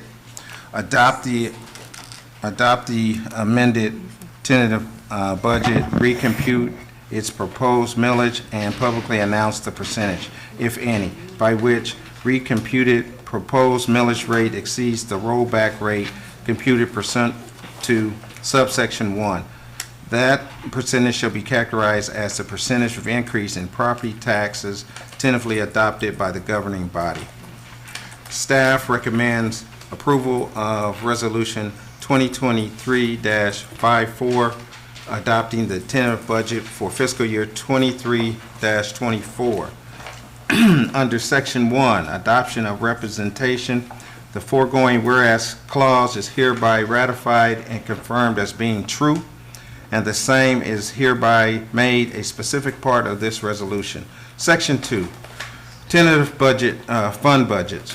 The City Commission of the City of Pahokee finds and determines that the sum set forth in the following tentative fund budgets for the fiscal year beginning October 1, 2023 and ending in September 30th, 2024 are necessary to preserve the public health, public peace, and public welfare of the city of Pahokee and are necessary for it to properly function as a city.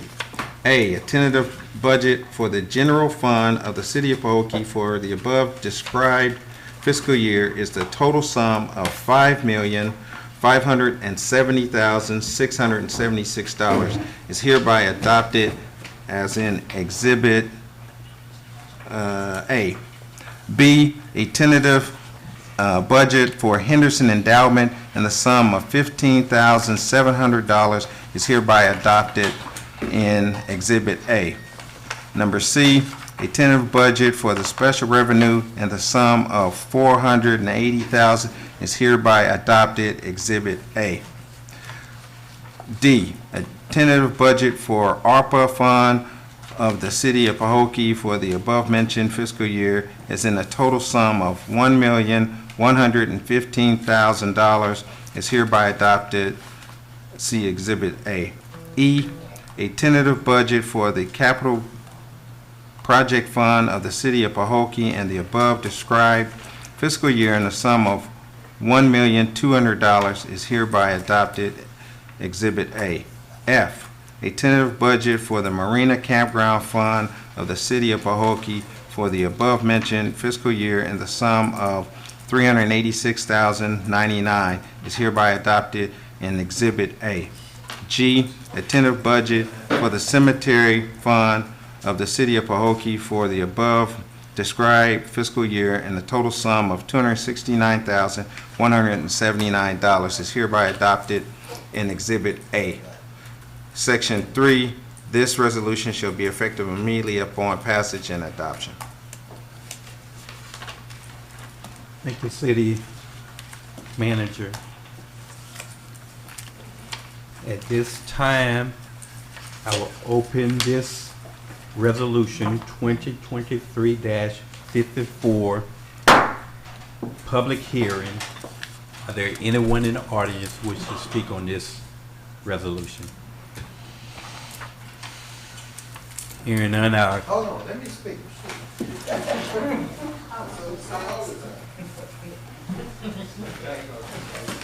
So what you trying to say, tentative $9 million, folks, got tentative. We ain't got no $9 million. The tentative, right? Now that means it can slightly change, but it more than likely won't, but you have to use the word tentative to it to adopt it. But I'm saying, we got $9 million? Folks got $9 million? Yeah, that includes the remainder of the ARPA money and other grants that we've had. And that's when they get some more money, cause the last I read, I think it was like $6 million. I don't know how it jumped to 9 all overnight, but the last I read, it was like $6 million. But I know, I'm gonna get some paperwork, cause I'm gonna have to come find out about this. And I know people in the city don't care, but I'm gonna find out, do we really have $9 million in the city look like it's looking? That's the part I wanna get to. Why we patching roads with $9 million? I remember the last time we was up here, they said, we finna go with phase 4, September the 1st. It's September the 12th, 13th tomorrow. Go ahead. Did he have the Henderson fund for the cemetery? Was that in that? Yes, sir. Henderson. Yeah, she is. Yeah. It's in there. And that money is calculated on the projected interest for the year on there. We don't test the principal on that money, just the interest, so it's included though. Mayor, where's that money at? Where's it collecting interest? Is it at the bank or where is it? Yeah, it's at the bank.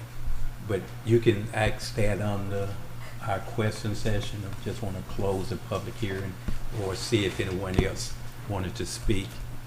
If you would, if you want to speak, Sam, come up to the... I got a quick question. Does that, the Marina campground budget, does that cover what the FDEP requirements are going to be?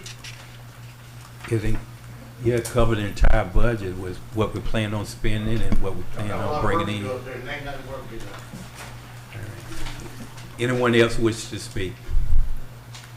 Hearing none, at this time, I close the public hearing on Resolution 2023-54. City Commission, having had Resolution 2023-54 properly read into the minutes by a city attorney, properly explained by a city manager, properly had a public hearing on this resolution.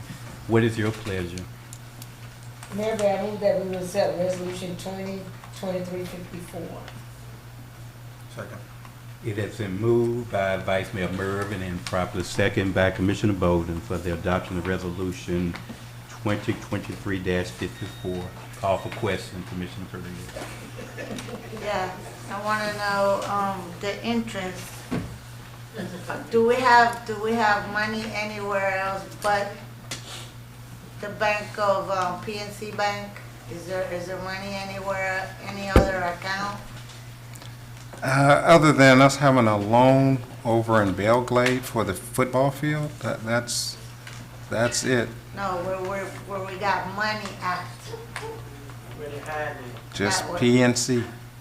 Just PNC? Yes, So ma'am. the interest is the one that the bank is paying? The endowment is like 800-something thousand. That's the interest off of it, the 15,700. Okay, I have another question, on your salaries. You have Ms. Adams. I understand that she's got a different position.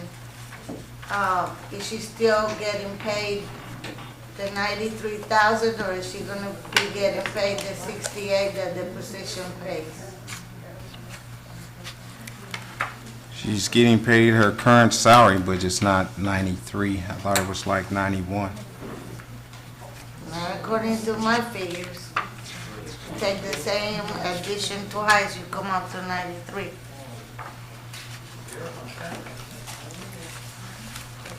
I will get with HR and double check that.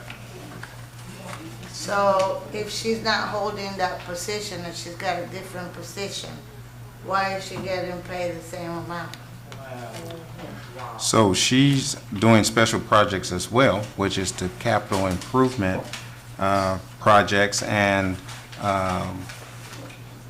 overseeing the infrastructure things that are coming through. Oh, that's part of the position that she's now got, No, Peggy didn't do that. because you didn't allow her to. I, You guys did not allow Peggy to do her job. You put her as a event planner.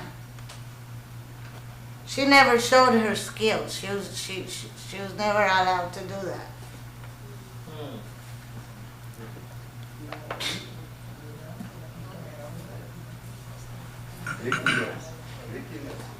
No, come back.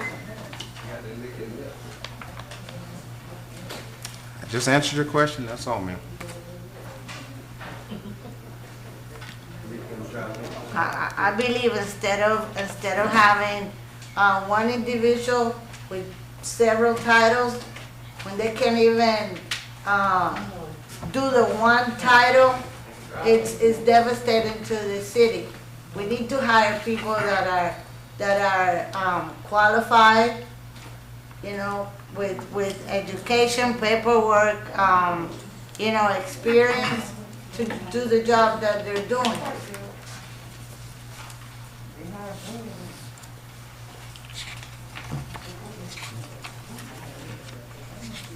And the money from the sheriff department,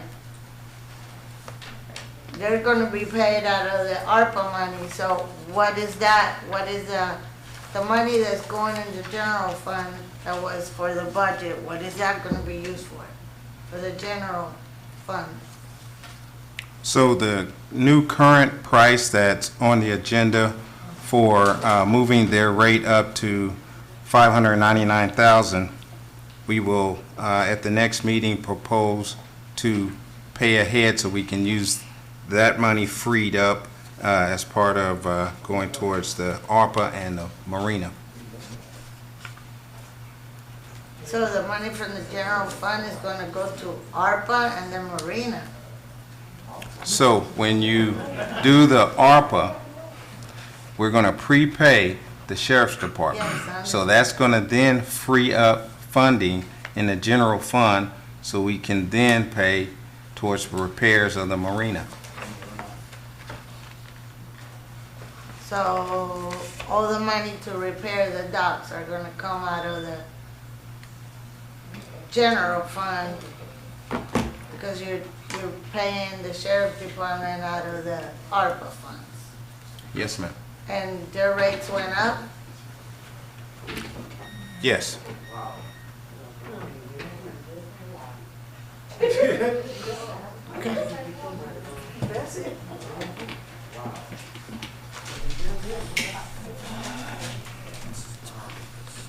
That's still gonna come up in front of us, right? Come out in front, what you mean? Come up in front of the commission for whenever that money decides to be used. Yes, ma'am.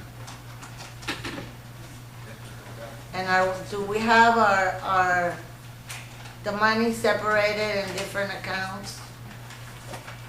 Yes, money is in separate accounts. Capital projects, money is in one account, the Henderson is another account. They're all in different accounts. The Yes. only money in the general fund is the money that's like taxes and things like that, revenues that come in the city. So we have like maybe 7 or 8 different accounts at PNC Bank. So why do we transfer money from one account to the other? Well, it depends on what's the nature of payment. So you have the general fund, sometimes things are transferred from general fund to payroll. Then there's things that we discuss here, for example, payment for the roof, so we can go to Everglades, that'll be moved out from general fund, but from where we received the insurance money. I know, but when you received the insurance money, it went into the general fund, so you're paying it from there. I'm speaking about moving from other accounts into the general fund. That still has to And come from before the you. general fund to different account. It still comes before the commission, sir. I mean, ma'am. I don't think it has come in front of us. No, it has not, but it will be coming before you. That's all I was saying. What about in the past?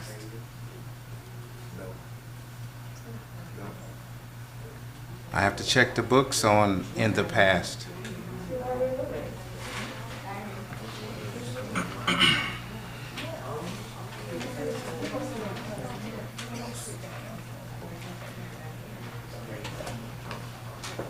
Do we have money for the raises that we allowed it for? For the different positions that you raised?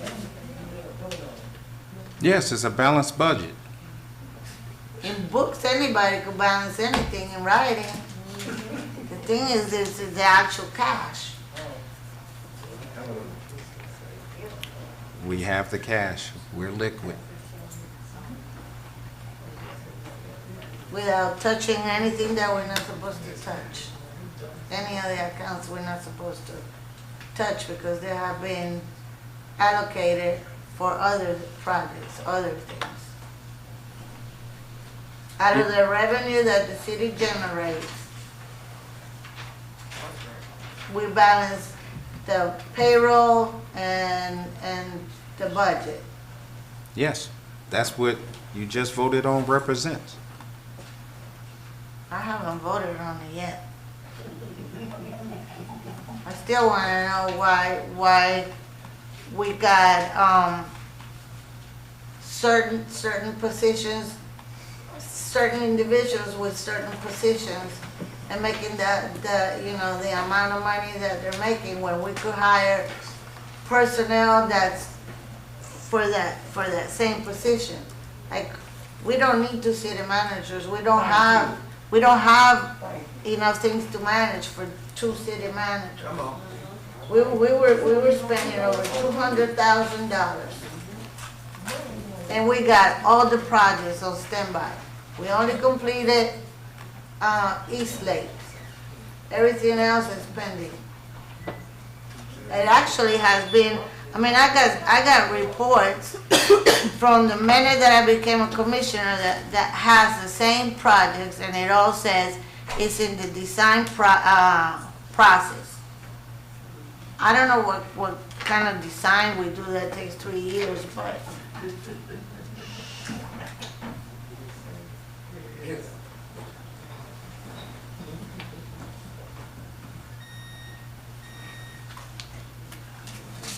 are we gonna keep the positions like that and the salaries that is on this budget? That's what we're recommending, ma'am.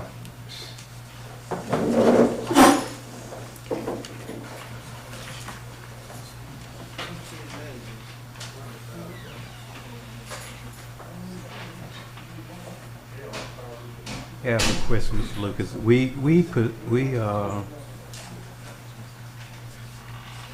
projected we would have approximately 50 staff last fiscal year, which is the current fiscal year. And I know you had made a recommendation that we would reduce that, and what we did in the staff retreat was say that we wanted to look at those and really make sure that whatever you wanted to recommend to reduce that, we all kind of concurred with. To give an example of the grant writer, we thought that was a great, valuable position, and we wanted that to remain in the budget. I think they all remained in the budget. My question is, how many of those positions from this current fiscal year being eliminated, and how many are you projecting we're going to actually hire to fill? So initially, when we did the budget, it was staff recommendation, basically the city manager recommendation, that these positions were needed in the beginning. So I'm just wondering what changes have been made. Well, we went from positions last year 55 down to 45 now. I have to go back through and look at my notes on that, but I can give Commissioner a detailed breakdown of that to say which ones were reduced. You But know, we have whether the grant position is being included in this year's budget? Yes, sir. Okay. And what about the fiscal consumption, Susan? Is she's in this budget or she's not? I thought that position was eliminated, but it's appeared that we still have her as a consumption. I'm just wondering if that position is going to maintain. So Susan is a professional contract, so it wouldn't be here under the personnel. But I will bring you a detailed breakdown of professional services and what those are as well, so you can see, so Commission can see. Could you tell me when Susan's contract started and when does it expire? And what's her salary? What is her the pay? Basically, she gets an hourly rate and averages about $3,000 a month. I'm gonna ask you here, maybe I could get that provided to me. I would like to see her contract, and I would like to see her pay. I also have a question, if I may, Mayor. Yes, sir. I just want to know who is Van Hudson. From my understanding, he's working with code enforcer. That's Code enforcement. Heather. That's Heather. That's Van Hudson? That's your name? Oh, I did not know you as Heather. Okay, I'm sorry.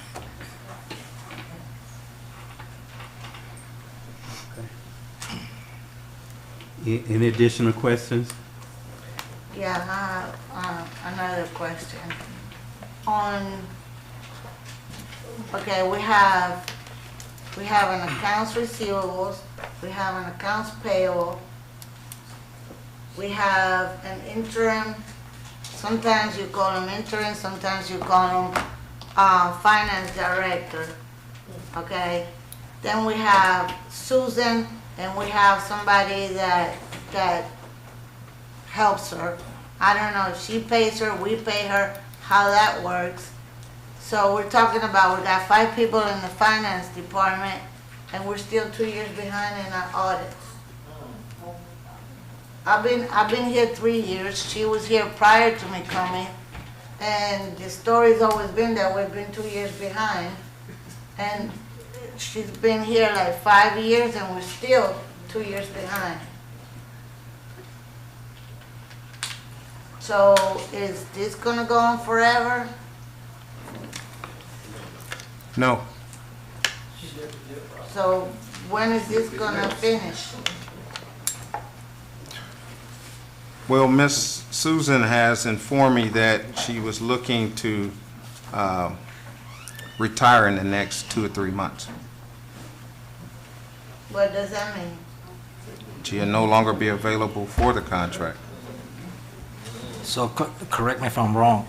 According to you, we have received, I'm pretty sure you guys have received this email too, that the email is in reference to the audits, that we are 2 years behind, and without turning in complete audits, they cannot start a forensics audit. So if she leaves, that means we're not going to be able to start the forensics audits that we really need, that we seriously need to get started ASAP. No, that doesn't necessarily mean because she leaves that we can't complete doing the task of getting prepared for an audit. Do you have a backup plan? Always working on the backup plan. Well, with her, we're still 2 years behind. Imagine Right. without her.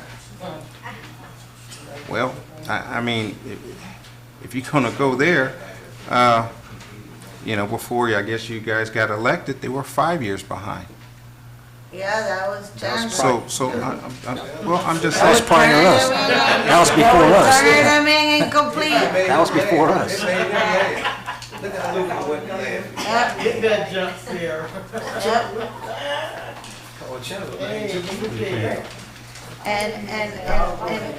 And one thing that I want to explain, the city is required to complete a city audit on a yearly basis and send it to Tallahassee.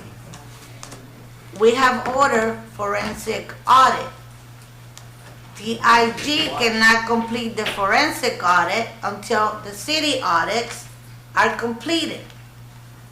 We cannot complete the audits because we don't have a finance director. We haven't hired a finance director for the past 5 years. So you do the math, you got common sense, think about it.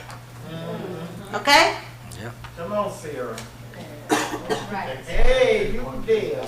Because I'm tired of we don't have proof. We talk about it, but we don't have proof. Any additional questions on this resolution? Hearing none, are you ready for a vote? Roll call, Madam Clerk. Vice Mayor Mervin. Yes. Commissioner Bolden. Yes. Commissioner Gonzalez. Yes. Commissioner Perez. Nope. Mayor Bab. Yes. Thank you, Madam Clerk. Thank you, Commission. Motion passed by 4-1 majority.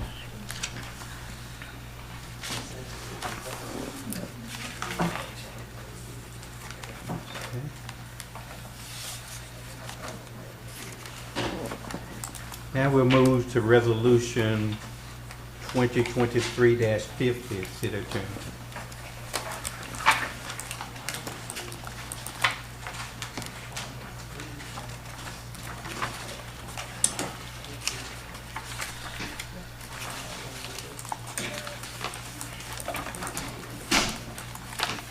A resolution of the City Commission of the City of Pahokee, Florida, authorizing and directing the city manager to execute an LED lighting agreement with the Florida Power and Light Company, providing for an effective date. Thank you, City Attorney. City Manager, could you give us a brief explanation? Yes, this resolution is 2023-50, and it is amending the quantities and cost of our resolution we had approved back on 2023-27. The FDOT has increased our payment for the number of lights from $82,628.88 to $84,971.28. Staff is recommending that we approve this resolution.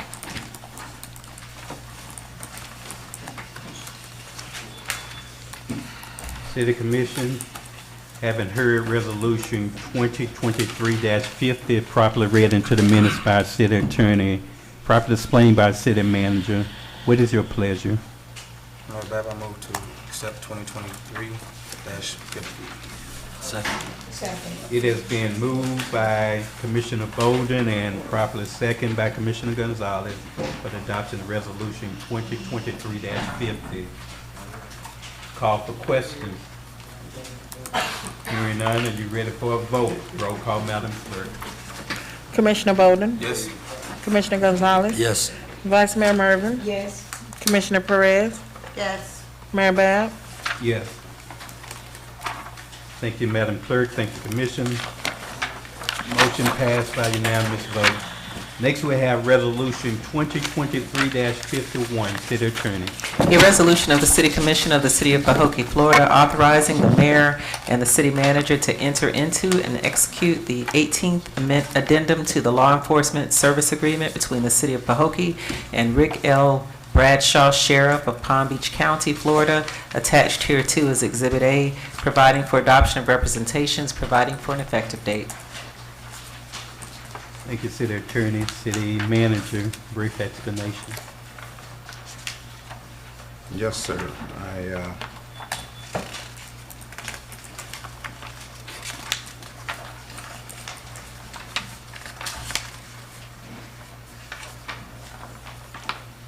The 18th addendum is for law enforcement services. They propose that it be increased because of cost of living and equipment. So the new amount is $599,940,000. That will be broken down into monthly payments of $49,995. Staff recommends approval of Resolution 2023-51.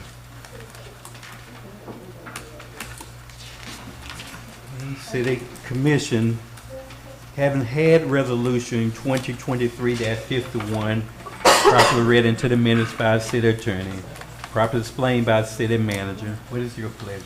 Mayor Bab, I move to accept Resolution 2023-51. Second. It has been moved by Commissioner Bolden and properly second by Commissioner Gonzalez, the adoption of Resolution 2023-51. Call for questions. When you say equipment, what equipment are we talking about? Just a second. Let me pull up.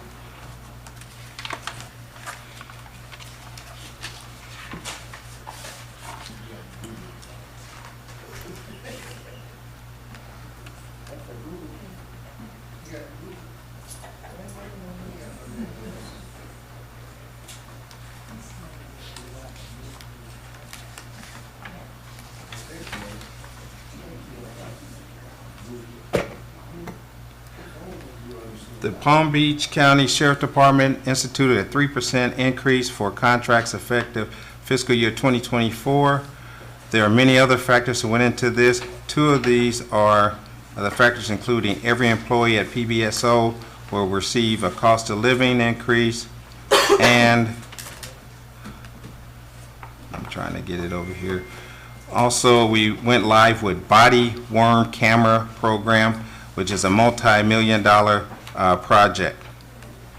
So outfitted for every deputy with an in-car and body-worn camera. So that is the equipment, body cam.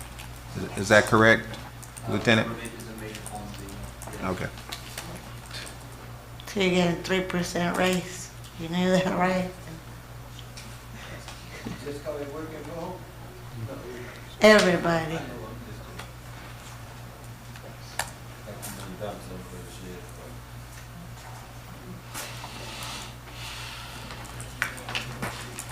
Are there any questions?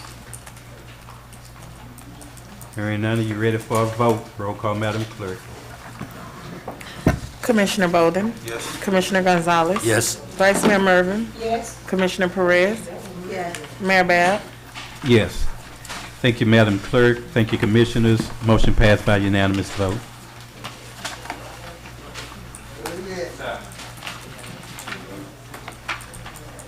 Next, we'll have Resolution 2023-53.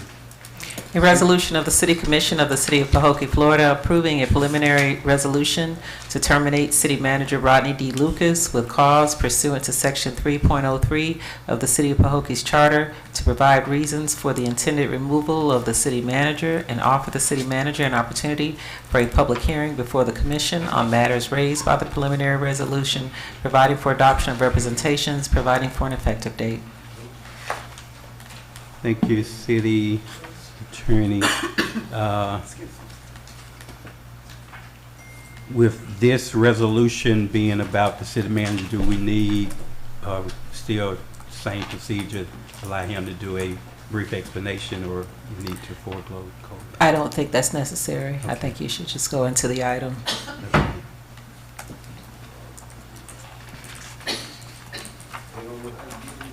All right. We have a resolution on the floor, 2023-53. I would entertain a motion and a second if that's the case, and then we can go in discussion if necessary. Mayor Bab, I move to approve with suspension immediately. Second. Mm-hmm. Is this about? Okay. It has been moved by Commissioner Perez and properly second by Commissioner Gonzalez for the adoption of resolution 2023-53 to include immediate suspension. Call for questions.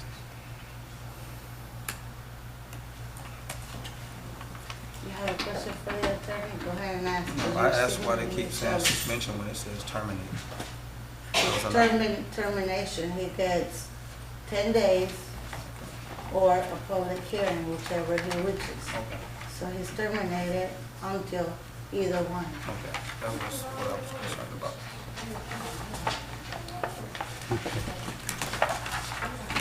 Any question or comments? Mr. Mayor, you do need to state, statewide. That's why the blanks are here, because he has to be able to respond to it. I did mention at the last meeting that I thought you all needed to put something in, because your charter says that he's allowed to respond to it. So he needs to know what he's responding to should this pass. Commissioner Perez, you want to add your comments in for the record, so he could have proper opportunity to respond to any comments that's put forth. You want me to tell you all the reasons for nonfeasance and misfeasance? You have to state something here so that we can have it for the resolution. Okay. Well, I could tell you that the city manager has failed to act to implement the requirements of the Florida Department of Environmental Protection, which knowingly created one or more defaults by the city of Pahokee and the termination on the city's lease for the Marina. He failed to act to implement the requirements of the Board of Trustees of the Internal Improvement Trust Fund, which knowingly created one or more default by the city of Pahokee at the termination on the city's lease for the Marina. He failed to secure a competent GC required to effect repairs to the city's marina docks, DE&F, owing to numerous terms and conditions incorporated into the agreement. The city manager failed or refused repeatedly to advertise an RFP for the repairs of docks DE&F and has knowingly limited the scope of work to exclude electrical, potable water, sewage pump out, and firefighting provisions in accordance with Florida Public Use Marina facilities. He has and refuses to provide city agenda to commission on a timely manner. Commission has requested on numerous occasions to receive agenda at least one work week prior to meeting for review, denying the opportunity to meet and ask questions or clarifications. The city manager has and continues to refuse to provide pertinent information requested by myself and other commissioners, which are often needed to prepare for meetings. The city manager has failed to add on existing grants by not following the procurement procedure as required and allowing time to lapse to create an emergency situation, and by passing the bid and procurement process. The city manager has failed to provide a fiscal year budget, continues to fail to provide complete line item budgets. The city manager refuses to fill key positions needed to move the city forward. City manager continues to delay or refuses to complete city audits. We remain 2 years behind. The marina and campgrounds. The city manager had refused the ampage upgrades to the lots not supplied with both 30 and 50 amps. Therefore, we cannot rent all the lots in the marina. City manager refused and delayed the repairs to the Commissioner's Park splash pad, neglecting Pahokee's children the opportunity to enjoy this facility during one of the hottest summer on record.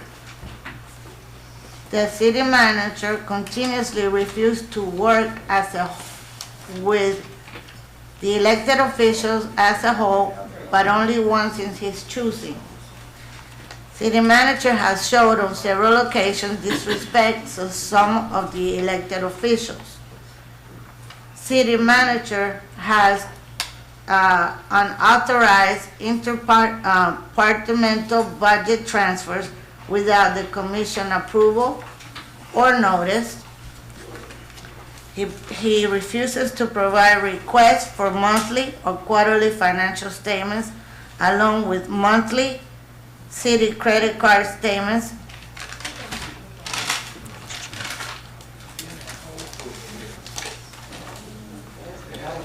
The city manager declared emergency situation and sought out contractors without commission approval.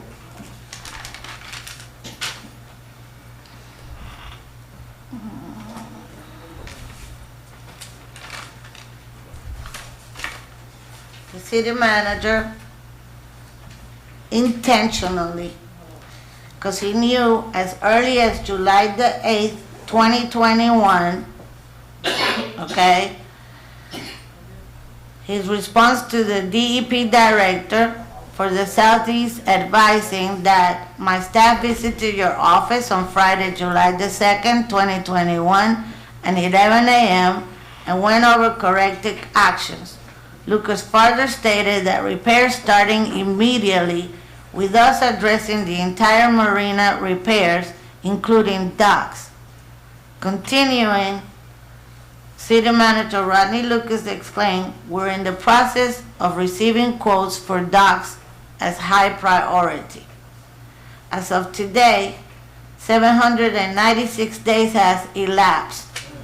That's more than 2 years that Rodney Lucas has been well aware of the marina situation. collaborated by his own written correspondence, and continues to this day to fail to fulfill his commitment to DEP.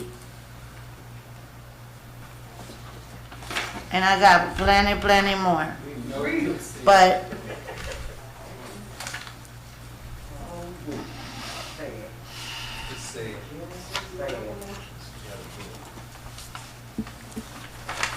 got enough for you, or you want me to keep reading? If that's where you choose to stop, those are the things, if it passes, I'll put in the resolution. Any, Okay. 780 days have now transpired. But on July 15, 2021, again, a written correspondence from the DEP director and addressed to Rodney Lucas, confirming receipt of the Rodney Lucas written correspondence to DEP July 8, 2021, stating that when are these upgrades projected to be completed? Please provide a schedule of work, including a final completion date for when docks D, E, and F will be completely repaired or replaced. 788 days have now transpired since the date of this DEP written request to Rodney Lucas. At this point, let me ask you, Mayor, were you aware of the rapidly deteriorating relationship with the City of Pahokee's landlord, the Florida Department of Environmental Protection? Have you been provided copies of the foregoing correspondence by City Manager Rodney Lucas? I didn't even catch the statement, but I don't recall. I said 788 days have now transpired since the day of this DEP written request to Rodney Lucas. At this point, I'm going to ask you, Mayor, were you aware of the rapidly deteriorating relationship with the City of Pahokee's landlord, the Florida Department of Environmental Protection? Have been provided copies of the foregoing correspondence by Rodney Lucas? I'm not sure of the question, to be honest. I'm really not. I'm not sure what you're asking. But that's not necessary for inclusion, whatever you want to put in there. No, I was asking you. Okay, on March 24, 2022, fast forward to March 24, 22, when the DEP files an official 50-pay action style. Board of Trustees of the Internal Improvement Trust Fund is a petitioner versus City of Pahokee, the respondent. I've got all that if you'd like to see it. I have it all here. Yeah, the order. This complaint states, the respondent failed to maintain the leased premises in good condition, keeping the structures and equipment in good state of repair in the interest of public health, safety, and welfare, in violation of public submerged lands lease number 13. Continuing, the complaint alleges that respondent failed to respond by the provided deadline. On May 27, 2021 and June 8, 2021, the department contacted respondents for a status update on its response. Respondent, City of Pahokee, failed to respond to the CAO, which is the letter. Count 1 of the complaint is for failure to maintain the leased premises in good condition, keeping the structures and equipment in good state of repair, in the interest of public health, safety, and welfare. Count 2, failure to ensure liveaboards moored on submerged lands adjacent to the property are not inhabited for more than 6 months in a 12-month period. And count 3 is failure to inform wet slips occupants in writing of the availability and requirement to use the sewage pump out facilities provided in the uplands. The complaint continues with administrative fines for damaging state lands. It concludes the fact in count 1 constitute a violation under Rule 18-14.003, which provides that it shall be a violation for any person to knowingly refuse to comply with any provisions of Chapter 253 Florida statute. The facts establish that the respondent knew that docking structures are to be maintained in a good state of repair per lease condition number 13. Count 2 of the complaint states, the facts establish that the respondent knew liveaboards cannot be inhabited for more than 6 months in a 12-month period per lease condition. And count 3 states, the facts in count 3 constitute a violation under Rule 18-14.003, which provides that it shall be a violation for any person to knowingly refuse to comply with any provisions of Chapter 253 Florida statutes. In fact, established that the respondent knew of his responsibility to ensure wet slip occupants are made aware of the requirement to use the pump-out facility provided on the uplands per special lease conditions. The complaint in Section 31 further states the corrective actions are not completed in the manner and time frame. Commissioner Perez, what I can do, just to cut it a little bit, is refer to the consent decree. I can just put that in, should it pass, I will put it in and refer to the consent decree, because it appears that you're reading the consent decree. So I'll just refer to it, that way you don't have to read the whole thing. On top of that, I will say, in the time period that Mr. Lucas was aware that those docks needed to be repaired, the process was delayed, and this is a rule from Chandler Williamson's book, or maybe he got the book from somebody else and he was just following the rules. You have your grant, and then you let it sit there and you ignore the process. There is a process, there's a procurement process. You know, you could go out, you could request quotes for price analysis, price comparison analysis. Then from there, you know more or less how much it's going to take to do it. Then you follow the procurement process. If you wait and delay it to the last minute, Mr. Williamson, while he was the city manager, and the commission that was sitting up here, they put in this emergency order thing that we seem to have been listening to more and more now. So when we say that Chandler Williamson's no longer here, physically he's not, but we're still cleaning up the mess that he left. And I don't just blame him. I blame the dais that voted along with the nonsense. This job up here, to me, this is not personal. To me, this is a business. And if you have a person, if you have a business and you have a person running your business, and in a year he hasn't done what you expected of him, you know, you're not going to sit around and give him another year for another evaluation because that wasn't enough time. You could say that of us up here because it takes a majority to get something done up here. And if we were all united, but to be united you have to be a one mind. And this mind here is never going to go with the corruption. It's never going to go with anything that is not by the book, by the rule, by the procedure, how it's supposed to be. I'm sorry if I disappoint some of you, and you could go after me, and you could go after my character, and you could go after whatever you want.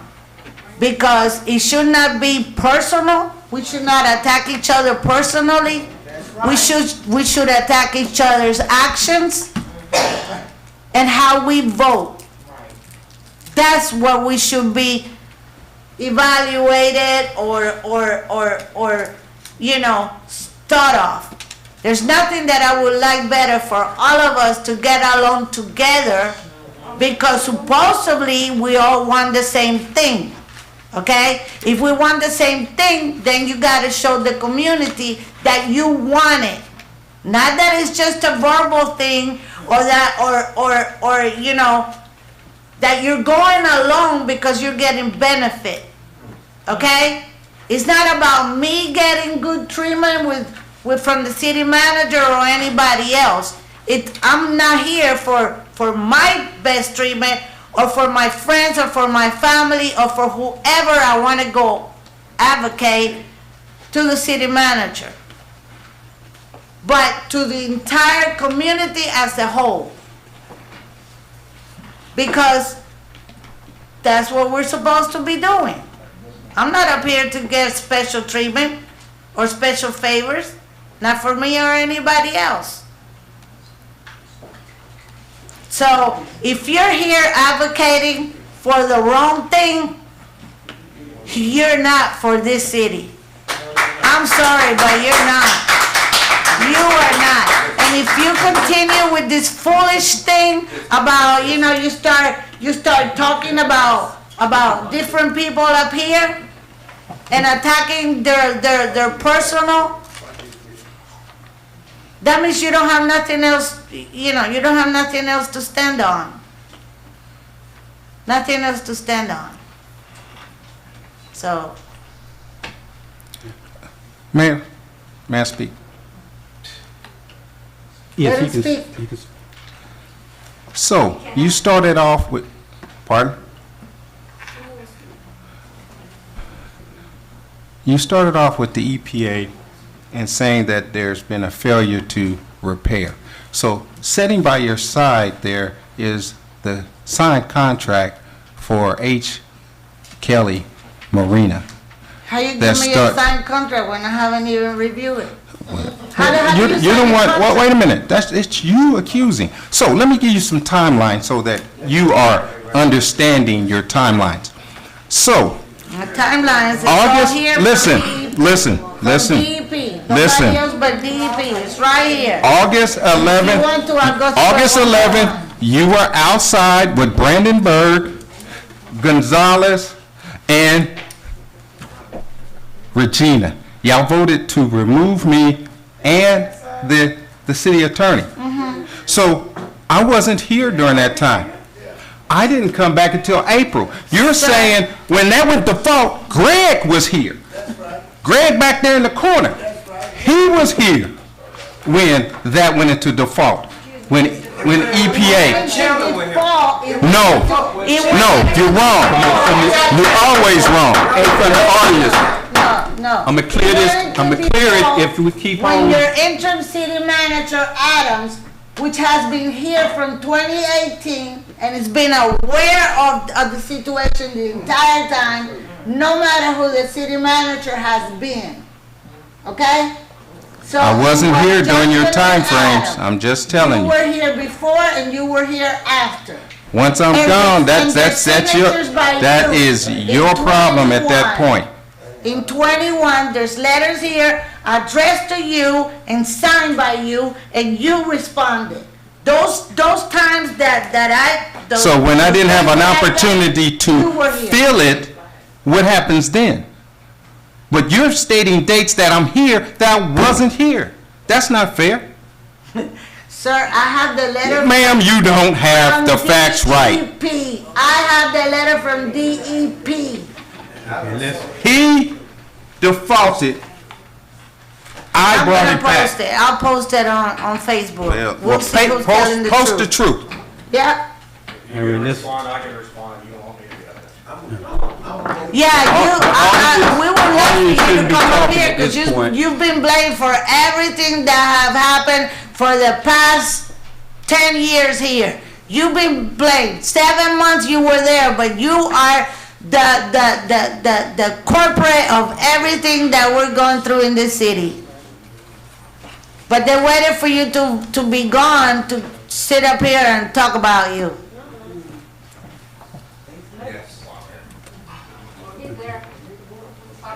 From other commissioners, are there any other comments or questions? I'll make a few.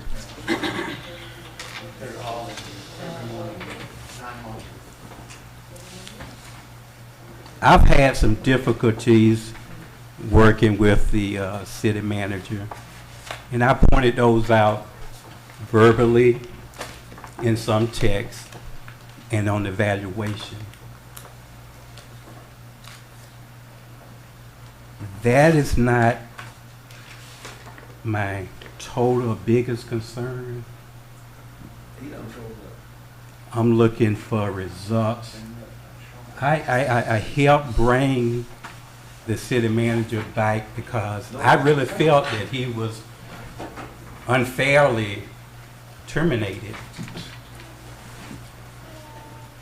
And at least I wanted to make that wrong or right.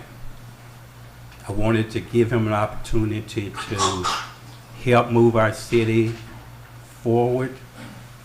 And I was hoping that at some point this commission would decide whether or not they would either appoint him the permanent city manager, or we would go through the process of advertising, interviewing, and selecting the best city manager we could possibly get. That didn't happen. So most of the fault I blame, again, as Commissioner Perez has said, on the commission. I think we rushed that decision, and he may have ultimately been the best candidate, but we didn't even let the process go through. It was just too early to determine at that time that this was our best candidate and this is who we should have. But I agree with that. Never complained, because it was actually almost a unanimous decision. It was a 4-1 vote. I was the only one had some objection to that. Not for him being the city manager, but for us not going through the process. So I've had some difficulties. I also see this city being divided, and it continue to be divided. I agree with both sides on some issues, but my main concern is what is now currently in the best interest of this city. All the points that was brought up, it was due mainly to the evaluation, and that evaluation was only 9 months. The city manager have evaluation coming up in January again. Just in 4 months. Now you got a picture of a person who you evaluating for at least a 12-month period. I've always tried to be fair and not take anything personally. But I think everybody have an opportunity or deserve an opportunity. If you evaluated and you didn't know what was expected from you, from your boss, then you should have an opportunity to make some correction once you have found out what they or your bosses feel you're liking in. My biggest concern now, and I'm not saying we can't do it without this city manager, but it will be difficult because we're going to put a new person in place in the middle of an open seat with high tide and wind. It's unfair for that person coming in. We may see some failure there, some immediate failure. Number one, the docks repairs. The docks repair has been an issue for 5 years. They have, for 5 years.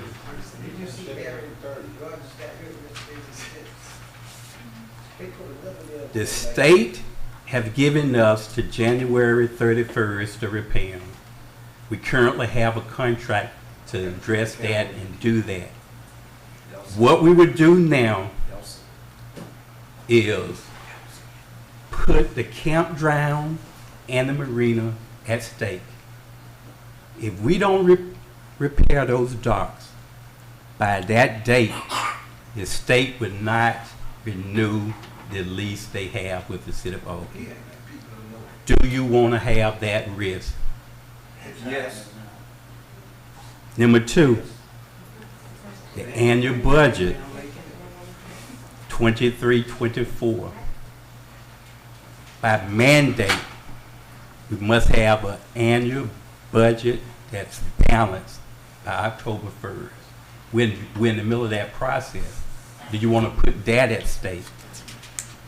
Number two, the 2021 internal audit.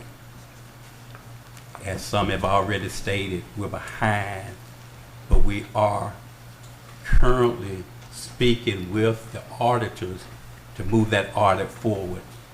There have been some hiccups there. I think staff have gotten sick in the fiscal department, been various reasons. And lastly, the townhouse project, 61 units. It's been over a decade since we've had new housing. I'm not giving them credit for any of these things I'm naming. They're on the books and they are in the process. I'm not even offending him. I've had some personal problem with it. But I'm not at this point finna throw out the baby with the bathwater. Yes, it muddy. Yes, it dirty. But I don't want to put our own city at jeopardy. Again, you can come back at 4 months and look at this city manager evaluation and see what direction this city needs to go forward. Now, there are some that want him out immediately, and I agree with it. I can respect that, I put it that way.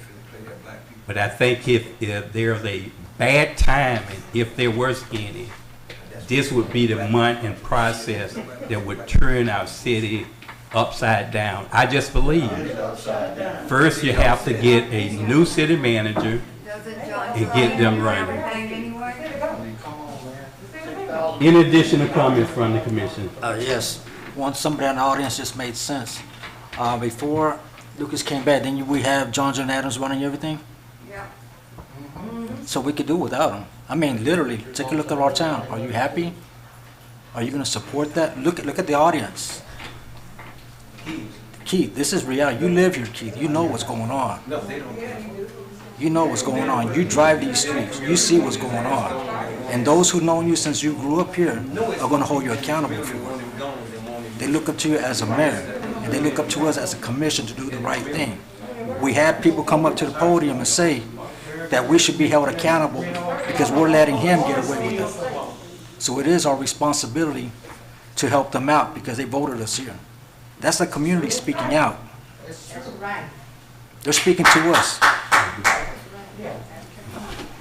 Any additional comments? Yeah, I just want to remind you, when I voted, you know that I'm the one that put the motion to cancel his contract or whatever it was the last time. And because everybody wanted Lucas back, I decided to give him another opportunity. Okay? Ever since Mr. Lucas came back, Mr. Lucas likes to retaliate. He's revengeful. Do you know how many times I have gone to talk to the man and he tells me, guess what, Commissioner? You ain't but one vote. Okay? I do not appreciate that because all 5 of us are his boss. Let me say this too, and I'll say this, and I'll allow anybody else to make any additional comments. I don't think I've been well treated by him, and I'm the mayor, and I pushed to get him here to move forward. So it's not about the personal right now. No, it's not. That's in the line I'm just of saying. Okay, if I That's in the line of finish with comments. It's not personal to me. I'm looking at just one thing at this point. What would be in the best interest of this city at this point? I think what's in the best interest of the city is for you to do what's better for the entire community and not for any special group. Whatever decision you make, you're gonna have to live with it, whether we keep on or we stop. There's agencies and there's other people that could come in as interim and take over. If you wanna stick to Mr. Lucas, that's fine, y'all have the votes. At this time, City Commission, are you ready for a vote? Yeah. Roll call, Madam Clerk. Commissioner Perez? Yes. Commissioner Gonzalez? Yes. Commissioner Bolden? No. Vice Mayor Mervin? No. Mayor Bab? At this time, no. Y'all saw that? I would never say that this man is nothing. I would never be behind you people. At this time, we have new business. Presentation by the manager of activities, upcoming events, if any. I don't know, I think we still have the person from Barfield. We need to make sure that he can give us an update in addition to yours, but let's allow him to come up and give us an update. Yes, sir. Robert, can you come up and give us an update on Barfield Reconstruction Highway?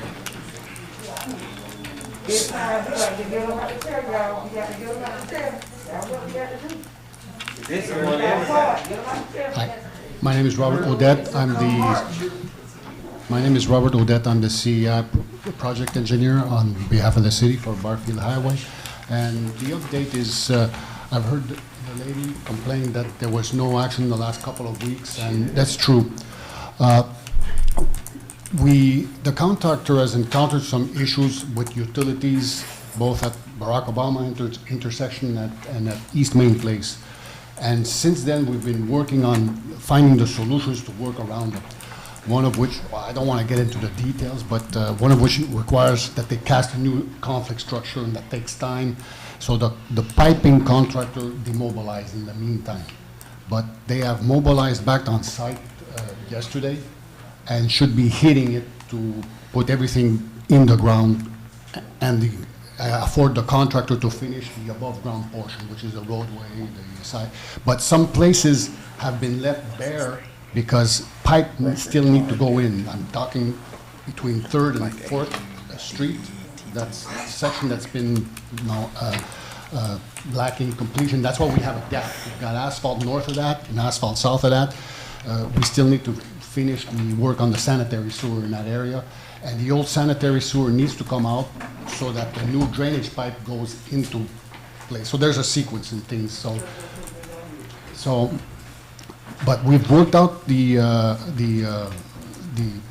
solutions for the utility conflicts that we found, and we're on stretch to finish the project by March of next year.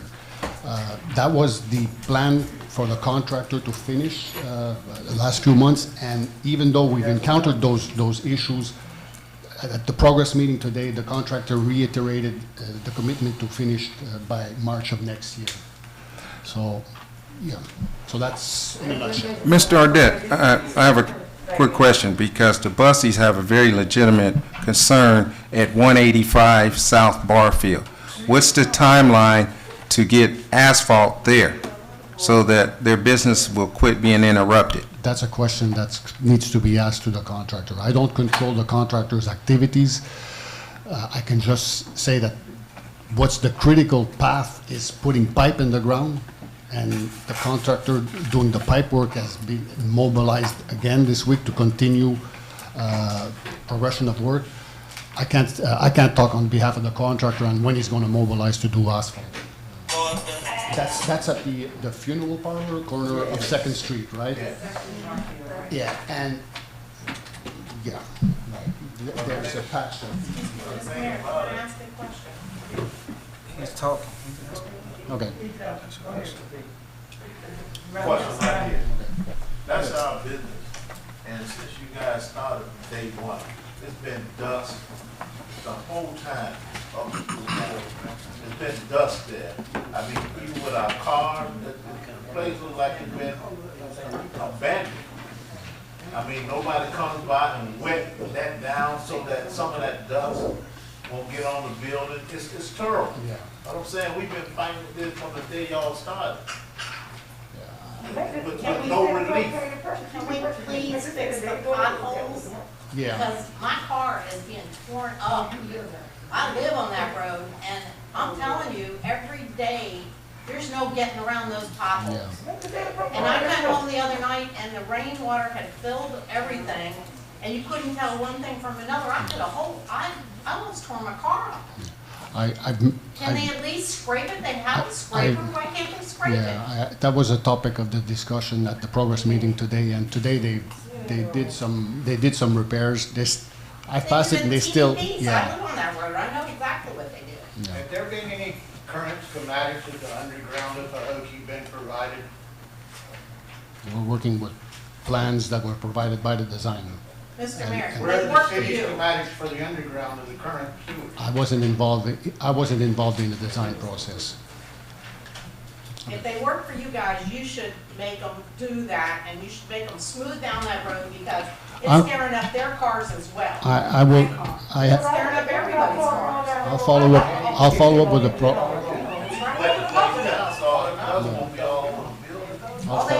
contractor.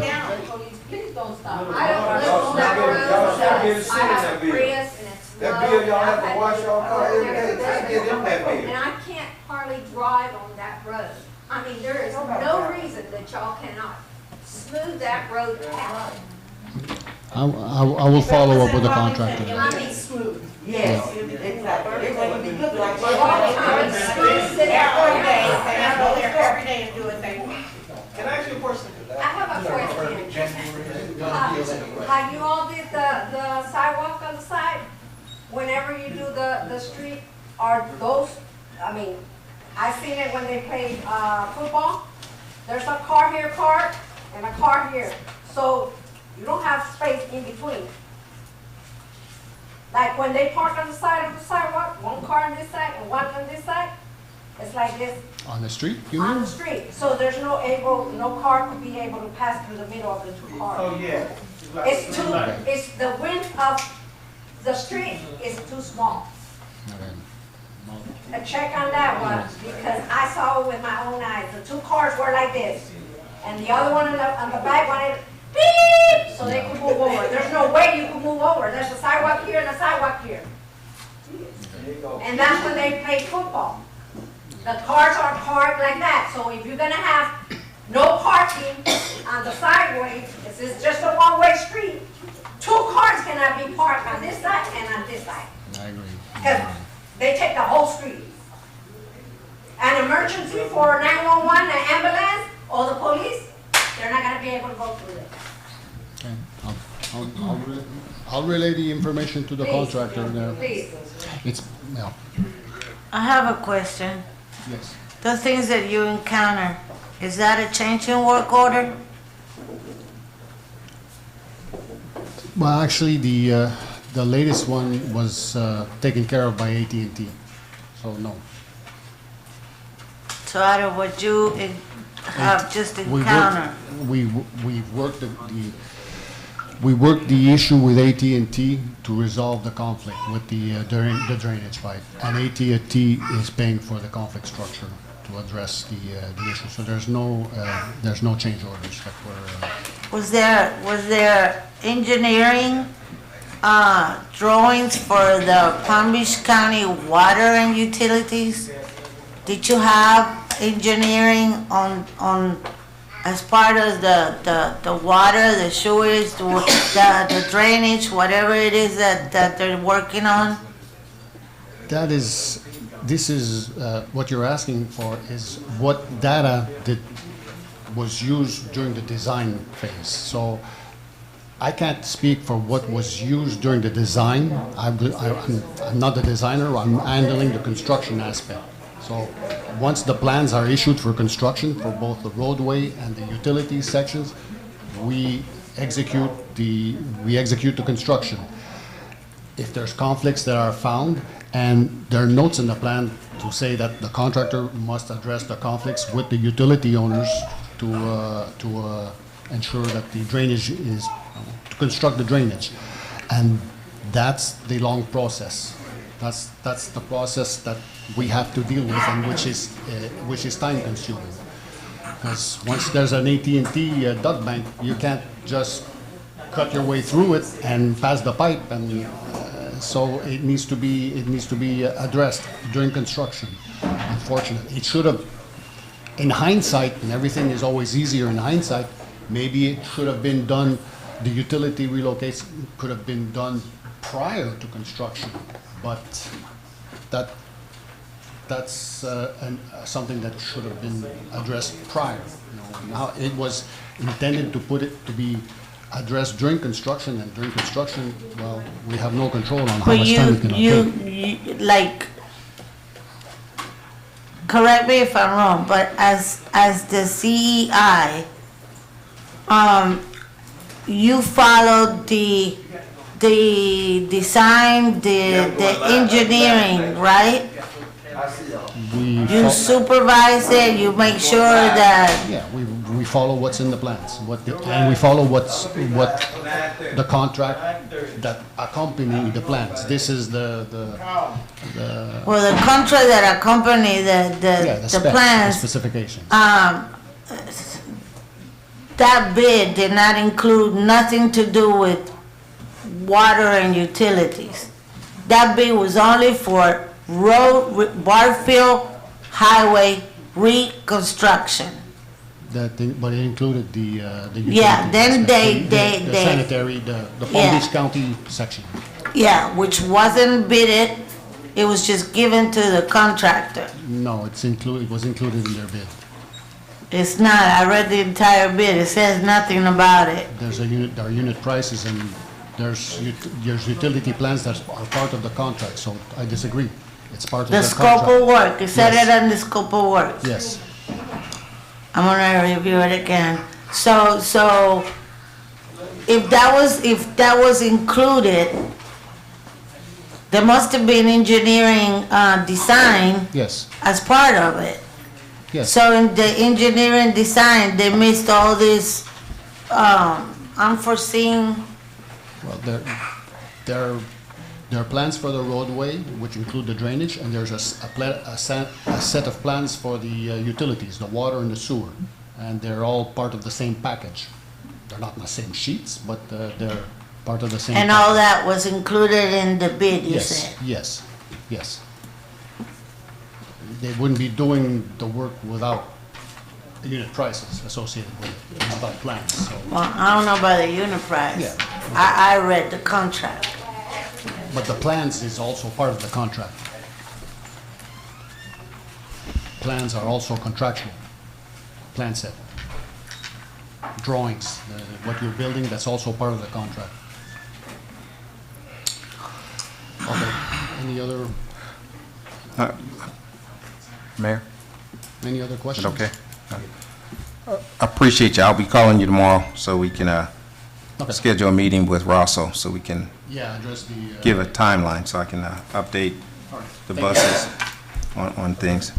So basically, If you would, I don't know what you're gonna be reading, but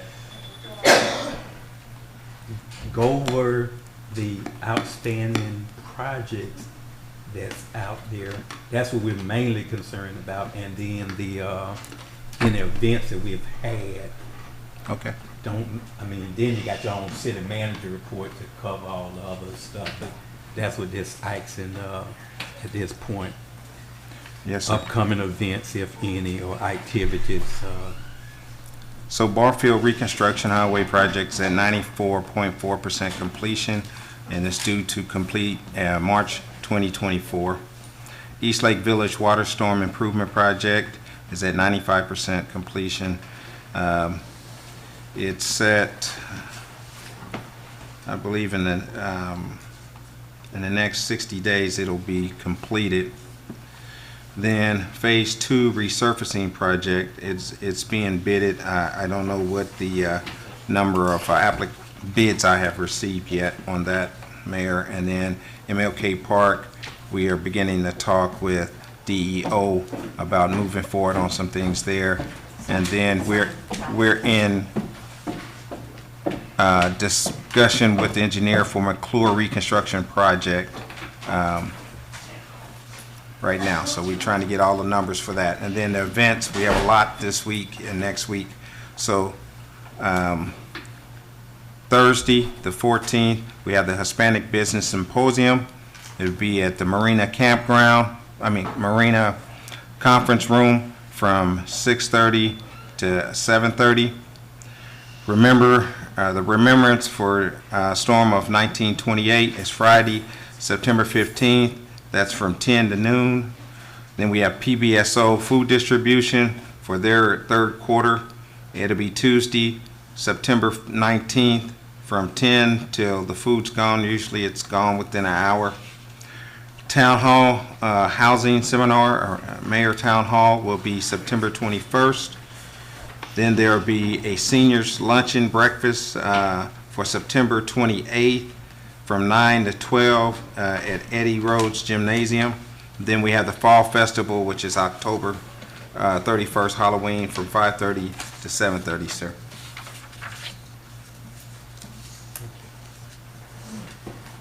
all right, now we'll move into the mayor report, and then we'll come back to the city manager and the city attorney.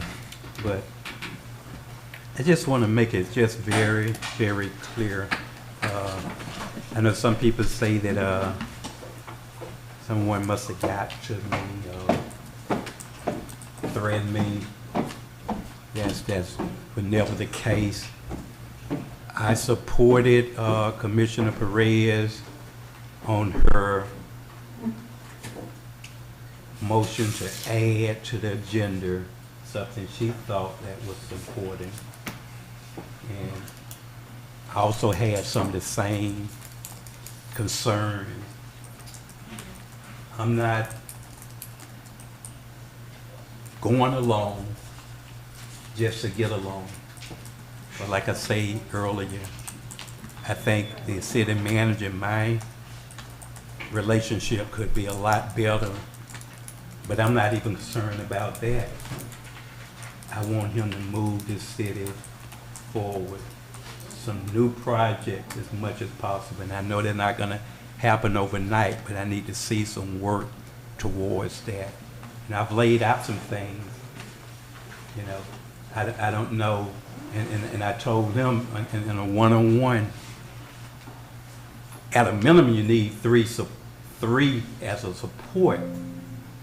I guess he got to the point where, you know, I can get by with two, and that would appear to me. But again, that's just personal, whether or not we have a good relationship or not. It's results I'm looking for. When we brought him back, my expectation was higher and still remain high. So if he can do that, then that's fine. But again, we'll be looking back in 4 months doing this annual review. At least I will.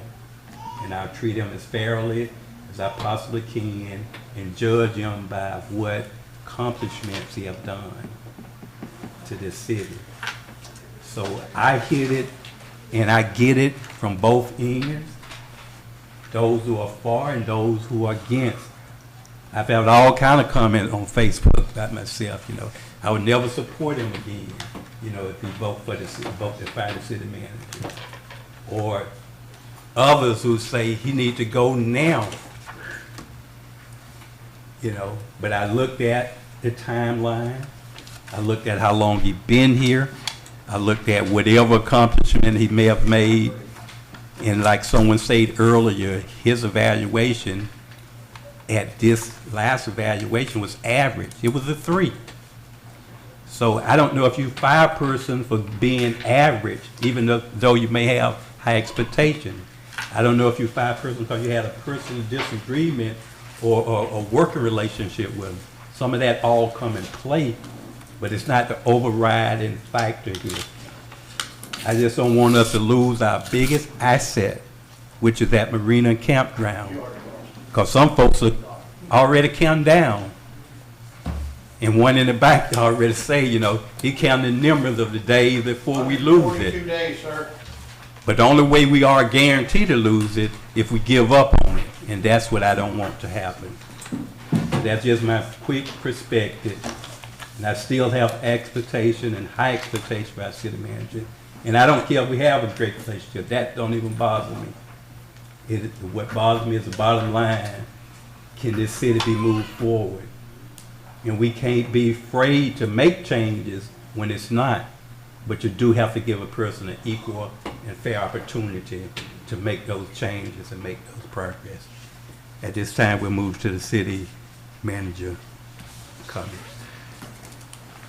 So, I gave all the commissioners a copy of the signed Marina contract, just pending the performance bond, so I can do a notice of commencement, so we can get started in replacing the bridge. And before you move on, the water and electrical, have you got a contractor for that? And have you started making plans for that to be worked on?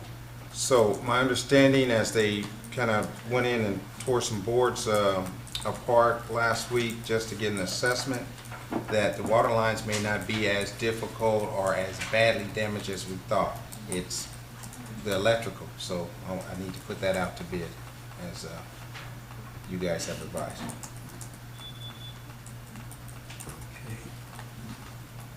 And this is all supposed to be done in 142 days.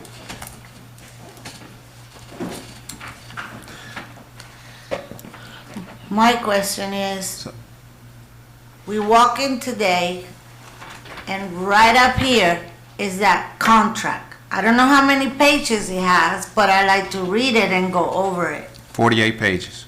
I am not gonna sit here and vote on something I have not dissected.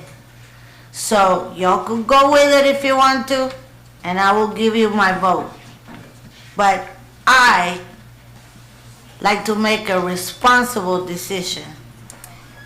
And I cannot make it when I don't get the paperwork in time to look at it, read it, and dissect it.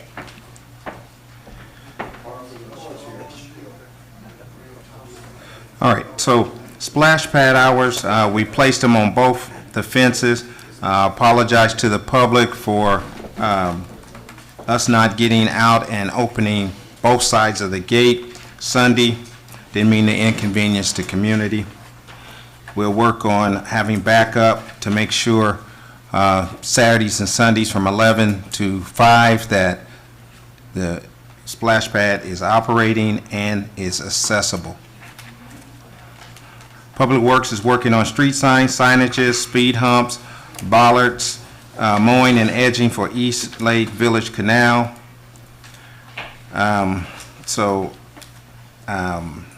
AJ, you here? So what type of timeline do we have? Have we gotten our new sign machine in to be able to start putting up street signs and so forth? Could you update real quick? Alvin Johnson is our Public Works Director.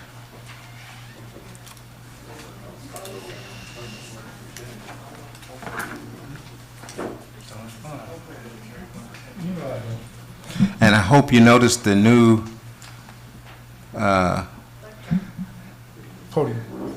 podium that was assembled by Parks and Rec. So, and I hope you guys like it. Yeah, we got a new sign machine, which any sign I can make myself. I can go on the computer. If we got a sign now, I can go on the computer and print it out and have it put up. All I gotta do now is just order the replica, the signs itself, and the paper. The machine came in last week, so we got that. So all I gotta do now is just go and get the paper and we put it together. We got a lot of poles that we came in, we put them up. So on the dead end street, no entry, one-way signs, how soon are we anticipating that to be up? Just waiting on to get the metal plates. And what about the ballards? The things to block the crossover? Oh, To keep the people from driving over there? We got to get some of those as Ballards. Timeline? If we put the PO in tomorrow, she'll be a week or two. Depends on where it's coming from, because lately stuff been taking more than a month to come in, if it's over in China or wherever. All right, I appreciate you coming up to update the community on the East Lake Village Canal. Appreciate it. Also, Public Works is overseeing the swimming pool repair. We have a few more things to do and fresh coat of paint on the back area, and we should be ready to go by the end of the month. Like to plan a ribbon cutting ceremony once we get everything painted up there, and got a little fencing to get, and we'll have that open.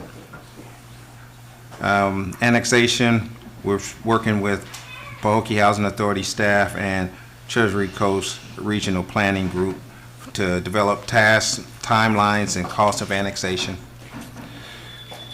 Capital improvements, we already discussed that. Public Works, well, I already mentioned we purchased a sign machine and materials to update signs around town and start doing potholes and so forth. And then we're working with HCT to get the 2021 audit going. We have a risk assessment for the 28th with the Office of Inspector General. They want to come in for about 2 hours and meet with us on just assessment and how they can do their job better. So we'll be meeting with them. And What day is that?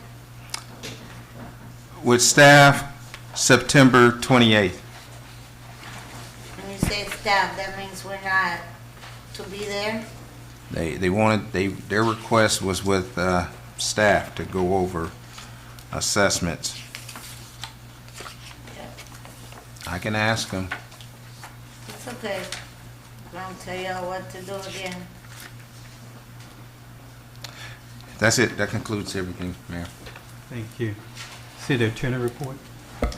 Yes, Mr. Mayor, I have an announcement to make for a shade meeting at 5:30 on the 26th of September regarding a litigation case that has come up that is not represented by the League of Cities.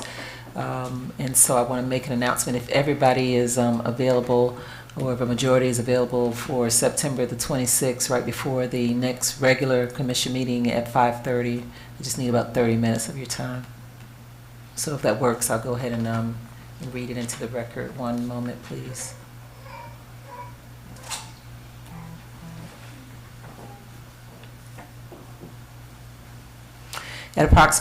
At approximately 5:30 p.m. on September the 26th, 2023, or as soon thereafter as may be heard, the City Commission shall meet privately to discuss pending litigation pursuant to Section 286.0118 Florida statutes for the following case: AE Engineering, Inc. versus City of Pahokee et al.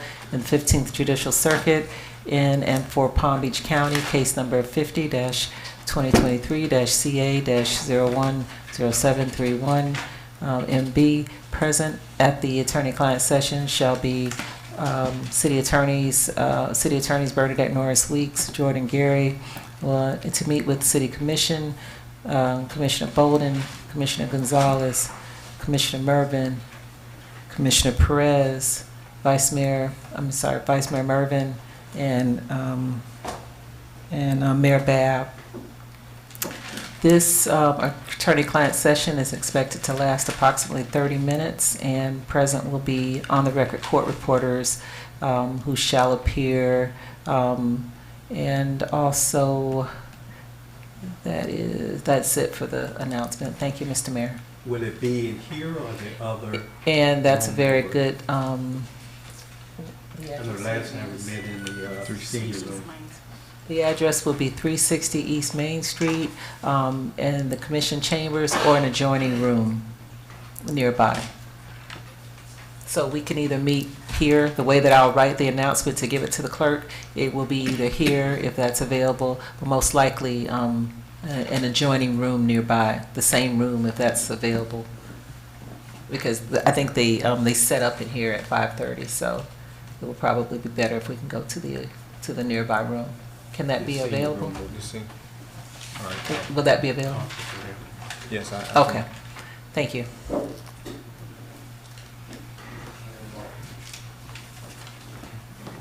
That concludes your report? Yes, sir. Thank you, ma'am.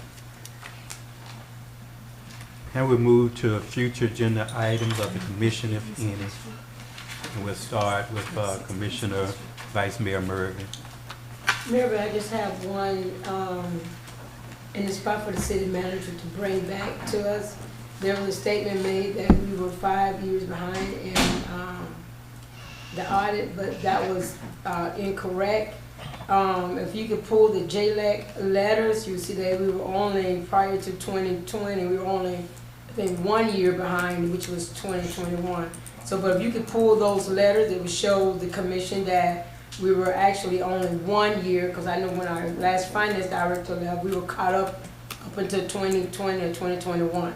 So, but if you could pull those letters from JLAC or either from the our outside auditor, it would show where we were and where we're at now. If I'm not mistaken, it's just 2 years now. Anything from the commission for future agenda items before we move on? I would like to get, I don't know if we could, with the policy or what. I don't know how many times I'm gonna say it. I need to have the agenda at least a work week ahead of time. Put It into is motion. not fair to get the agenda after working hours on Friday and expect us to come here and cast an educated vote on Tuesday. Because I gotta spend hours and hours and hours looking and reading and looking and searching. If nobody else does it, that's your business, but I do. And everywhere else, they have it ahead of time, and they have an opportunity for you to look at it, to read it, and it's a common practice for the city manager to reach out to each commissioner to see if we have any questions, if we need any clarification or anything.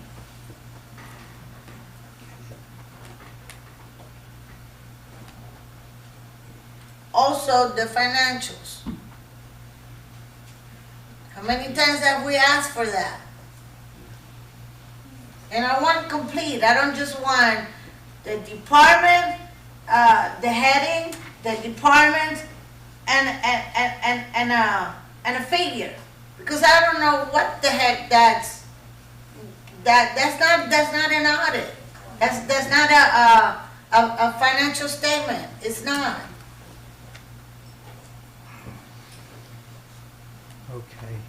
I think we have mentioned this before and probably even had a policy written, but I'll request that for a future agenda item, two things I would like to at least see on there is a policy that states that we would have monthly financials and a minimum of a quarterly verbal from the finance director on those two items, just the finance part. And the other one would be to have a policy saying that the agenda should be provided 5 working days prior to the meeting.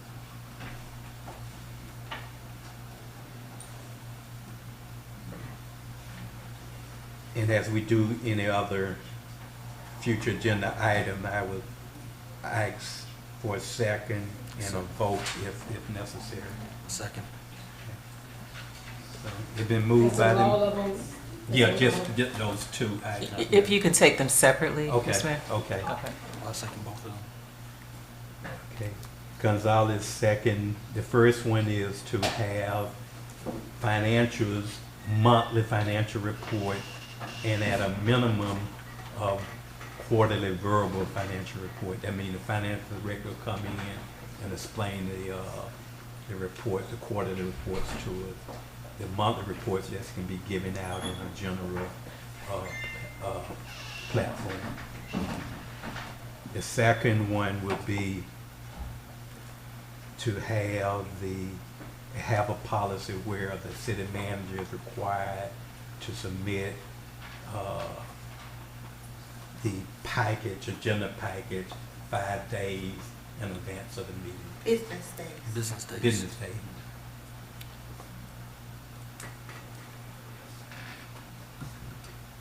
It would also be nice if the department heads could come in and give reports, updated reports. Let me jump in ahead. Just let me do the, if we can do the roll call. We got a second. Oh, okay.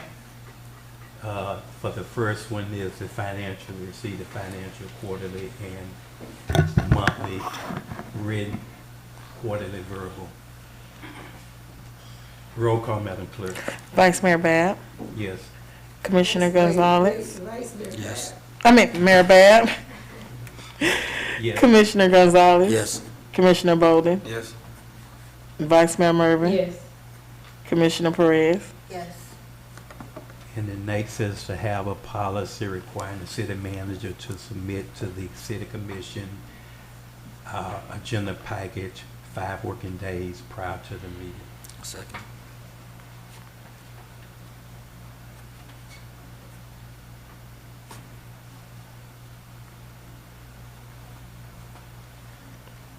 Roll call, Madam Clerk. Mayor Bab, Yes. Commissioner Gonzalez. Yes. Commissioner Bolden. Yes. Vice Mayor Mervin. Yes. Commissioner Perez. Yes. Okay. If no other requests for future agenda item, we'll move to the comments. If we could have the department heads to come give a report, an updated report of their departments, what's going on, how, whatever, give their reports.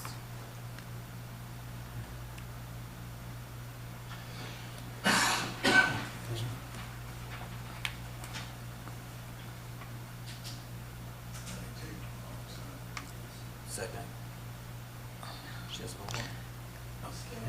I'll just throw out there, just based on the charter, there are managerial responsibilities in terms of, and it's written in most charters where there's not supposed to be like interference with how the manager directs his staff. So what I would just recommend you all do is ask the manager if that's something he would be hopefully willing to do if that's the will of the majority.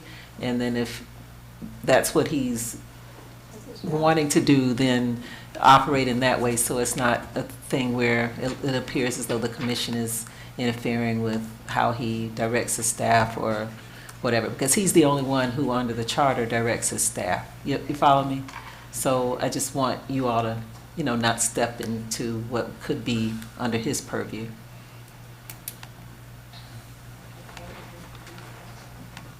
Just to be clear, Commissioner Perez, are you requesting that the department report be done on a monthly basis? That he have to give a status report or a status on each department, or you want to take 2 a month? How you asking that this be done?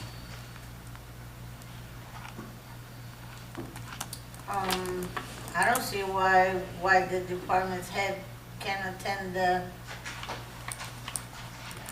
meeting. I mean, she just basically kind of explained why. That don't mean they can't if the city manager, say, for instance, check with their schedule and see if they'll be available at this particular meeting to be able to provide a report, or at board, a minimum what I said I would think is we receive some type of update on each department, so we'll know what happened at doing the departments and what they're doing as an update. That's still gonna probably at least satisfy partially your concern without having staff. And then it's a nerve wracking sometimes too, to come and have to present to the city commission.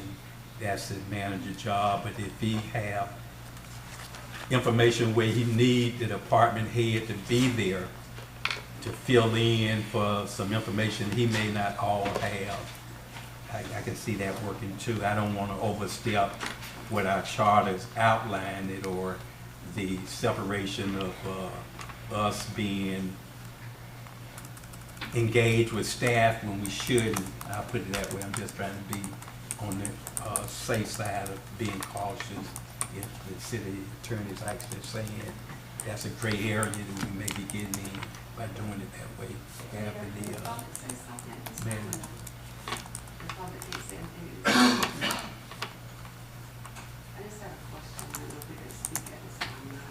I'm sorry. If we can't, it's not a problem. Okay, yeah, okay. So would that at least meet some, it would address some of your concern by at least having the city manager kind of touch base on each of their departments and giving their status update, just as they would give status update on projects that's outstanding. Oh, my concern is, you know, that fence that the football field needs, that I knew nothing about it. And I want to ask the status of that, because I'm a little confused. When it came up, I know the city manager said he was looking for direction, and I asked a couple of questions. I wanted to know where the money was coming from, and I asked what was the square footage. And then it got to the coaches that it was delayed because Commissioner Perez had concerns and he had issues. I had calls from every coach, even one that wanted me to come up here and look at it. And I told him, I don't understand why you're calling me. You guys know better than me where the fence goes, and you know, and that you need it. So that's what went out there. And it's my understanding that Mr. Lucas is the one that said that Commissioner Perez, you know, had issues. That's how come they had not even done the work. I haven't I spoken wanted to to know anybody, why. Commissioner Perez, about you at all. I have not spoken to one staff person about anything. I have spoken to Ralph Bellman with Clementrol, who's doing the fencing, about the square footage. I think he forgot about me, so I will text him in the morning and get the square footage. And then I'm trying to put everything together so I can bring it forward. But I did ask for the 3 quotes, which I have not received. I'll send you 3 quotes. We have 3 quotes. Yes, ma'am. I'll send it to all of you. Next, we'll move into the commission comments for the good of the order. And I'm gonna just take the privilege just to make one comment here. Public record request. I know I've heard from several residents saying that it's getting more and more difficult to receive a public record request. And I don't know if the city clerk, she probably does do it, has some type of log where she documents the request and the date, and even share if it's going to be a cost depending on the running off of the material that's needed or whatever. But I'm gonna give you an example. It been at least 2 individuals that say they have requested public record as far as the city manager job description and resume. Now that's in human resource, which Carlos is over, but some of these requests date back at least to 2022, when the new administration came on board, and they still haven't had that request. I'm gonna put this out too, and I hate to say it, especially on camera. We can get sued if there's a legitimate request and we have it and don't submit it. I'm just asking that we look at that and be concerned. But IG, if it's ever investigated, they're gonna ask what the commission have done to enforce that requirement of giving out the public information. I don't know if you have something to say, And yes, sir. All public records requests are received and responded to immediately.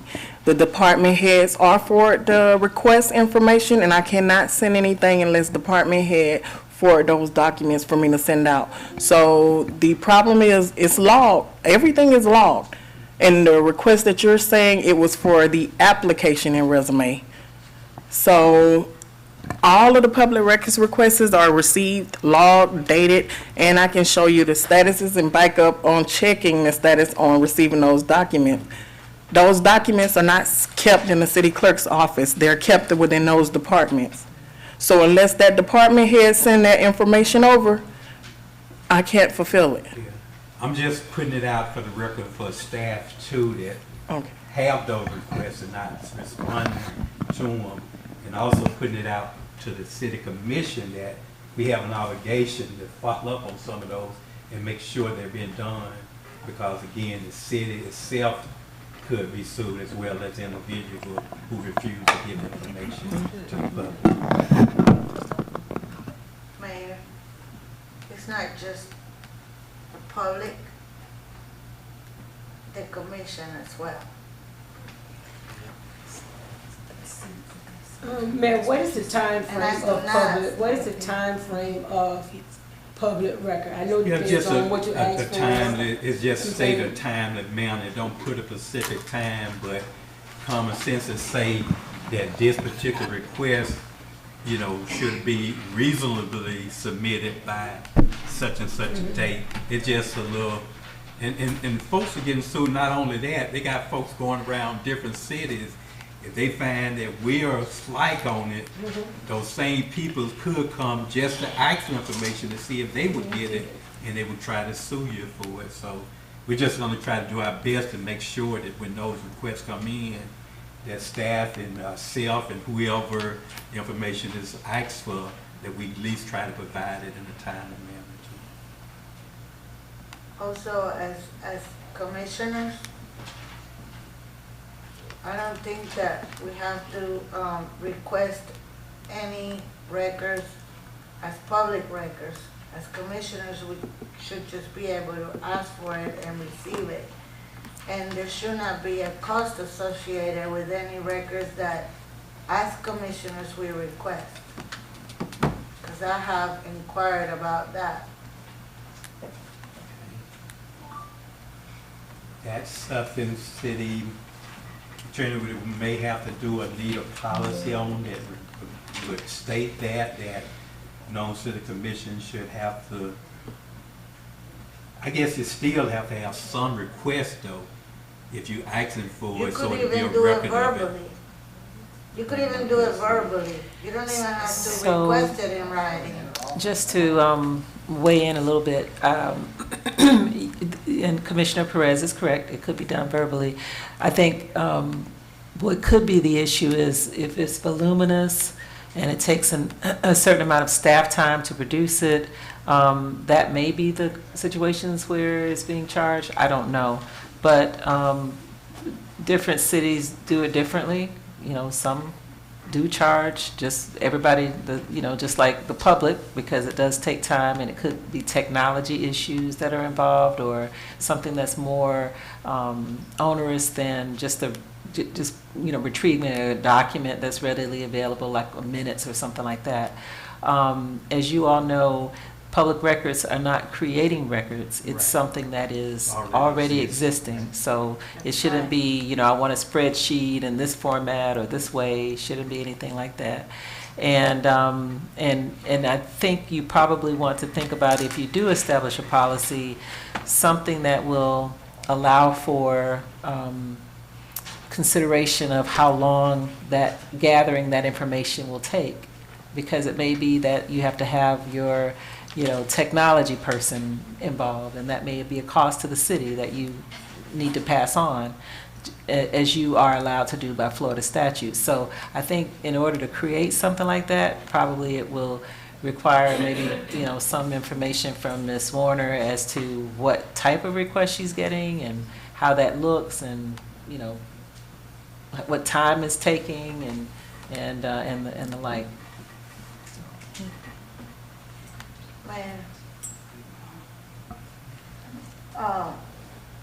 When records are requested, it's records that already exist. It's nothing that you have to create. So if it already exists, everything, we're a municipality. Everything should be, if it's done, it should be on record. All it takes is going to your computer, whatever department, whatever you're looking for, if it's already there, it's nothing but a push of a button. It should be there. If you want bank statements, there should be bank statements. You reconcile the bank every month. So I know that you got them in months. Taking them out, copying them, if it's not already in the computer. I mean, I don't understand why it's so hard to get public records in the city. I have public records requests that are years old. I gave up on them. You know what I did? I went to the different agencies and requested it from them. Didn't even have to fill out anything. They emailed it right away. See all I got from FTEP? Because I wouldn't get it from here. It would have probably taken till probably 10 more years to get these records. It just shouldn't take that long. It should not take that long. Whatever department. Are we so busy in each department?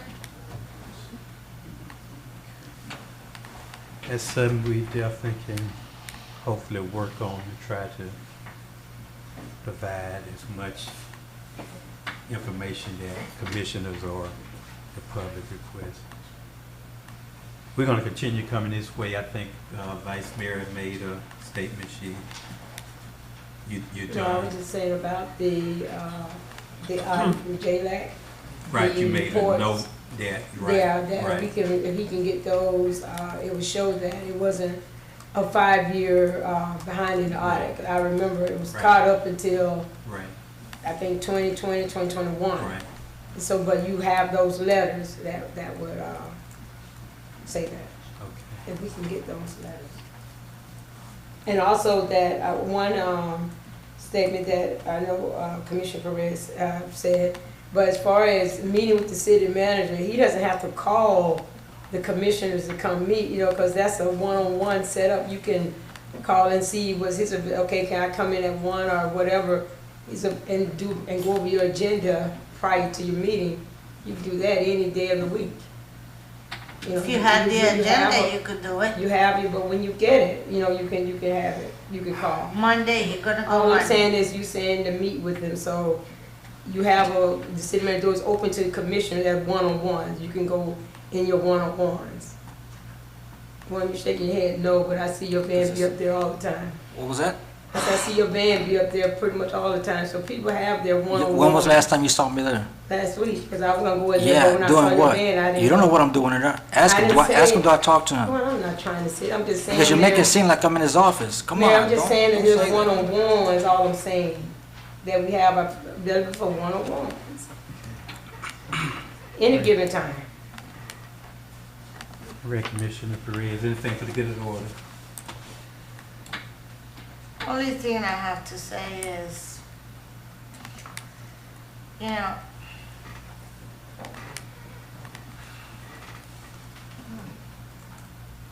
the city itself is not divided. You have a group of people that for years, you know, they have taken the charge of the city. They kind of want to control the city. I know a lot of them have been in your ear. I know that you've received emails. Most of them, you know, are for us keeping the city manager. And if you look at most of them, you know, have received special privileges, special favors. They're being catered to. Then you have those that, some of them set up here for 100 years and don't have nothing to account for the entire time that they were sitting up here. Only thing is that their name get called, you know, they're at meetings and they get recognized for this and recognized for that. You know, to me, okay, that's what they're into, that's fine. But the people that you should be paying attention to are the business people. People that know how to make a business go and grow, okay?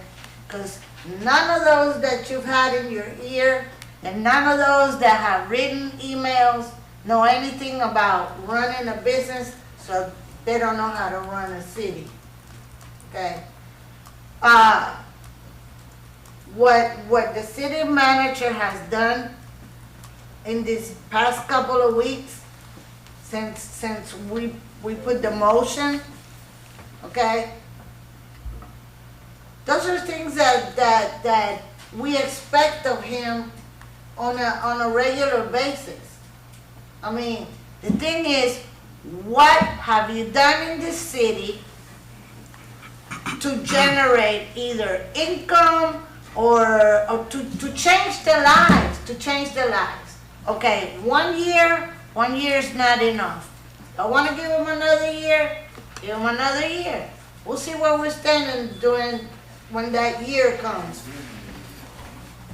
Me, myself, I'm getting tired of this, and I'm sorry to tell the people, I'm not a quitter, but you know what? It takes a lot when I sit up here, and it's frustrating to me, and it affects my health because I really take it to heart. I really, really do. There's no reason for Pahokee to be in the condition that it is, and there's no reason not to move Pahokee forward. You know, and we talk about, oh, we need to get united, we need to get united. Get off your personal agenda. You wanna get united, work together. Work together for the good of the people. That's what we're here for. The good of the people. So you can't sit here and defend stupidity and say that you want the best for the community, because it doesn't work that way. It doesn't work that way. What are we doing to generate income? What are we doing? Do we have anything generating income? We got our biggest asset is the Marina. Okay, now we're gonna spend money that, ARPA money, surtax money, any other money. We're using that money to cover the neglect that that Chandler Williams, because I'm gonna call him by name and last name, and the commission that was sitting up here that voted and let him get away with all the stupidity and all the mishandling that he did up here. They just let him go ahead and do it. And I keep hearing, oh, they talk about corruption, but there's no proof. There's proof. There is proof, okay? But as the municipality, and like the city attorney mentioned, the home rule, okay, allows for the municipality to kind of rule itself and to govern itself and to police itself. But when we're failing to police our municipality, okay, when we're failing to do that, we can't expect the county to take over, to clean up the corruption. You can't expect the state to do it, because they expect us to be responsible, because that's what we're sitting up here for. I'm tired of it. I'm tired of it. You got the same people, always with the same crap, you know? You got the same people, the same thing, the same thing, the same thing. Okay, what's insanity?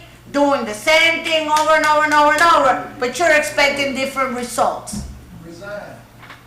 No, you need to resign. You need to stay out of here. Because you only come up here with your nonsense and your foolishness. Commissioner. I only talk to educated people. Commissioner Bowden. You just talk. I'm not studying. See, that's your brother talking like that. Have respect for the lady. I'm not doing nothing. You have respect for your wife? Did you have something your man? Yes, I do. And then you need to tell your man to shut up. Anyone talking is out of order, please. Commissioner Bowling.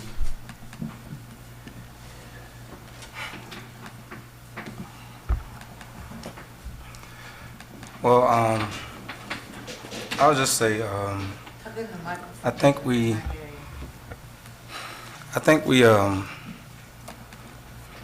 need to, this is a collective effort, guys. This is, of course, we have our job to do up here. We all are stakeholders in Pahokee being a better place. And, you know, whether you're just a regular citizen, whether you're on a commission, or even you're a business owner, you're gonna need people that have certain soft skills in order to be successful. Ability to actually communicate effectively, have some self-control, be professional. If you don't understand something, ask the right questions, go to the person or whoever you can get the answer from, and get some understanding. It's really that simple. One of the most detrimental words in our community is they, T-H-E-Y. They say a lot of things. Do we validate what they say, or do we just run with it with emotion? Oftentimes, we take what people say and we run with it, all because it was said. Just because it was said doesn't mean it was true. Validate it, that's it. Ask the right questions, get the right answers. A lot of us are emotional, and we're applying wrong logic to things. Just because I like you, it means you're right about everything, even when you're wrong. I like you, so you're right. And just because I don't like you, or don't like what you did, you're wrong about everything. What kind of logic is that? Exactly. I live in Pahokee, therefore I care about Pahokee. That's not true, because a lot of people live here and don't care about Pahokee. There are a lot of people who don't live in Pahokee that care about Pahokee more than people who live in Pahokee. Let's be honest about it. Let's seek truth, because all of this is just emotional people attacking, and at the end of the day, Pahokee loses. I was born in '81. my lady, May Francis, on Rodney. I was there when the cafe and Charles Barbershop and all of that other stuff was there. I was there, I saw it. We had a lot of things going at that time. And over the years, we lost it. Over the years, we did something wrong. And regardless of who was here, they only had one vote. They only had one vote. One person can't change Pahokee, guys. You have to decide that you're gonna do your little part to make Pahokee a better place. And sometimes that starts with actually checking people on the stuff that they say, as opposed to responding with emotion, as if it was true, as if it was valid. We take stuff and we run with it, y'all. We allow people to shift our perspective on another person. Just because you don't like a person doesn't mean that I have to not like that person. Now, Mr. Lucas, I haven't been happy with everything Mr. Lucas has done. You guys were here when Mr. Thompson was hired. You guys were here when I expressed, not Thompson, with Williams, Greg Williams. You guys were here when I expressed my displeasure with how things were done. You guys were here. I didn't like it. Doesn't mean I hate the man. We have to separate the two, guys. We have to learn how to compartmentalize. Just because somebody does something you don't like, you want them excommunicado. That's amazing to me. And the same,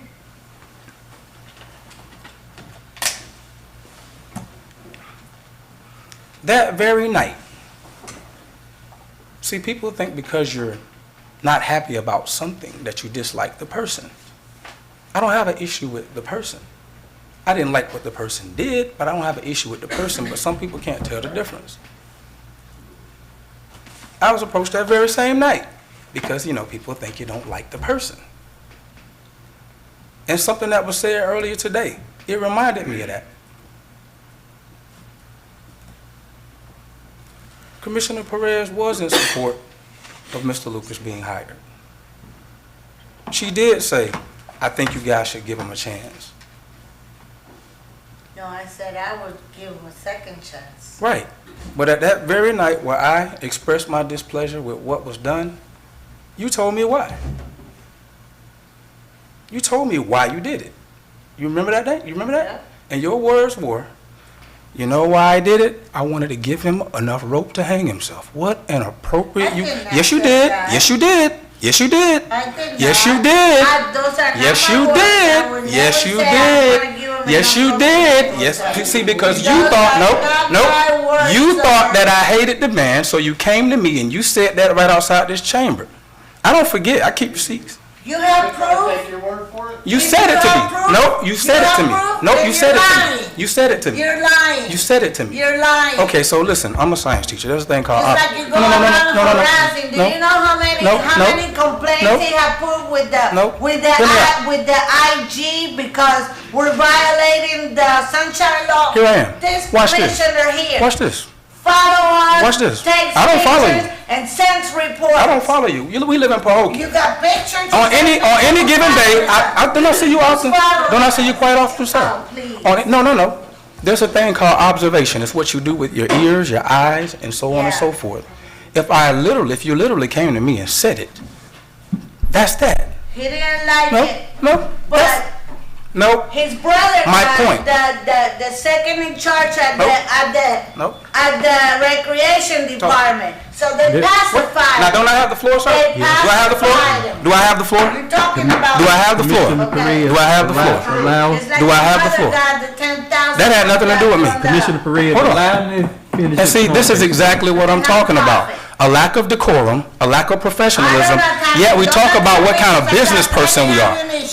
We talk about what kind of business person we are. I have the floor. Don't lie on me. Do I not have the floor? Yes, the floor. Thank you. Got the floor. Thank you. Don't talk about me. First of all, my mom has been doing work in this community for over 40 years. My mom's taught generations. Her work speaks for itself. My brother has been in Parks and Rec for nearly 30 years. His work speaks for himself. I don't have to do anything. I don't have to do anything for any of them. It would be an insult for me to try and push anything on their behalf. Their work speaks for itself. And that's that. It has nothing to do with me. Nobody can take away from what my mom has done in this community and the generations my mom has taught. That's her. That has nothing to do with me as a commissioner. Period. That's it. What I'm saying is, we literally have people here who are supposed to represent us, yet they want the Marina thing to fail. They want everything to be torn down, and they're going to use some of y'all to help push that because they want destruction, and they're telling you that. They're telling it to you. They're saying the Marina that we grew up on, the Marina that we grew up utilizing, no, the Marina that we grew up utilizing, they want it torn down. They don't want us to fix anything by the date. They're going to do their best to try to destroy it all. Why would we join people like that? And they're telling you. They're telling you they want. They're telling you they want it. And they're supposed to represent and love this city. And they're telling you what you grew up on, you grew up enjoying, they want it gone. 10 years ago, we had the issue, right? Why now? Why is that issue now? You act like Pahokee just became this way. Sam, you out of order. You acting like Pahokee just became this way. So for 40 years of going down the drain, and we're working trying to get it back on track. To be honest with you, there are a lot of things that I expect of Mr. Lucas. But I know one thing for sure. Any business, any organization that you have, you must have the right personnel to do the job. Or you will continue to turn over, you will continue to sputter. We need to get to the point where we operate, our city operates just like any other city. And until we get there, guys, it's going to take some time. It's not about just having bodies in positions. It's about having the right people in place. It's about having the right people in place. That's it.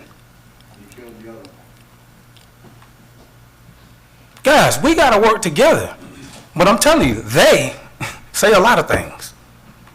When are you going to check they on what they say? Another thing, public comments, guys. That's for y'all to come up here and say whatever y'all want to say. If you have questions for the city manager, schedule a meeting with him in his office. You ask all the questions you want. That's not the space for Q&A. That's public comments. Whether good, bad, or indifferent, say anything you want to say in your 3 minutes and you have a seat. That's not a Q&A microphone. That's not time for question and answer. Question and answer him all throughout the week. Schedule a meeting. That's for comments. We're supposed to sit here quietly and listen to everything you say, whether it's good, bad, or indifferent. And that's order. Say whatever you need to say, but that's not a Q&A session. We're supposed to know better than, we're supposed to be better than this, y'all. I'm new to this. And so, sometimes I feel like I'm not.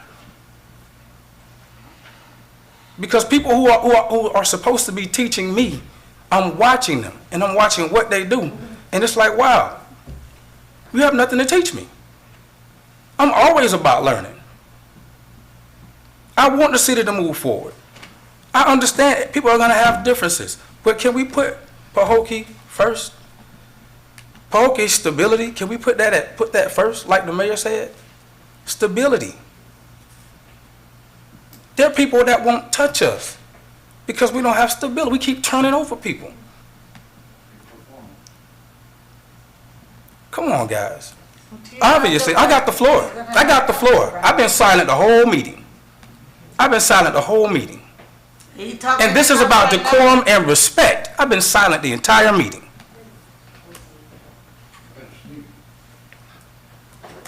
And I don't even get the respect of speaking when it's my turn to speak.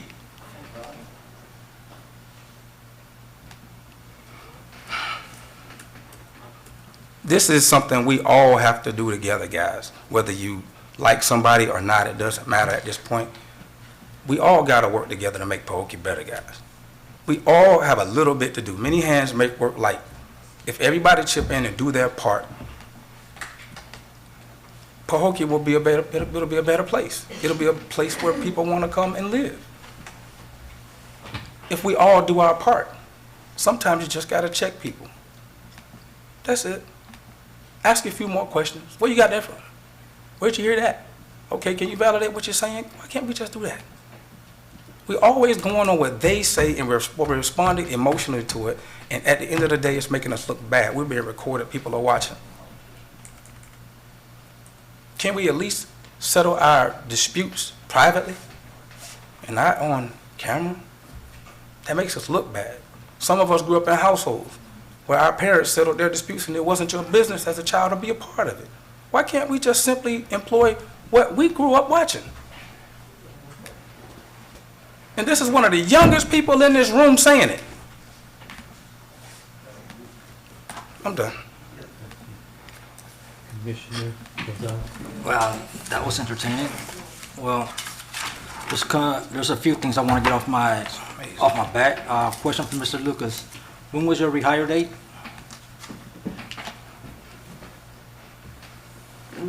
Thought it was just your comment, but my rehire date was April 12th of 22. April 12th of 22, okay. Because the reason I'm asking is for clarification.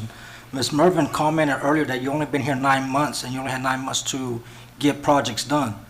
So if I'm correct, September is the ninth month of the year, correct? So how is that? I'm talking, no. Hold on, okay? But you called my name. I didn't make a comment today on that. Yes.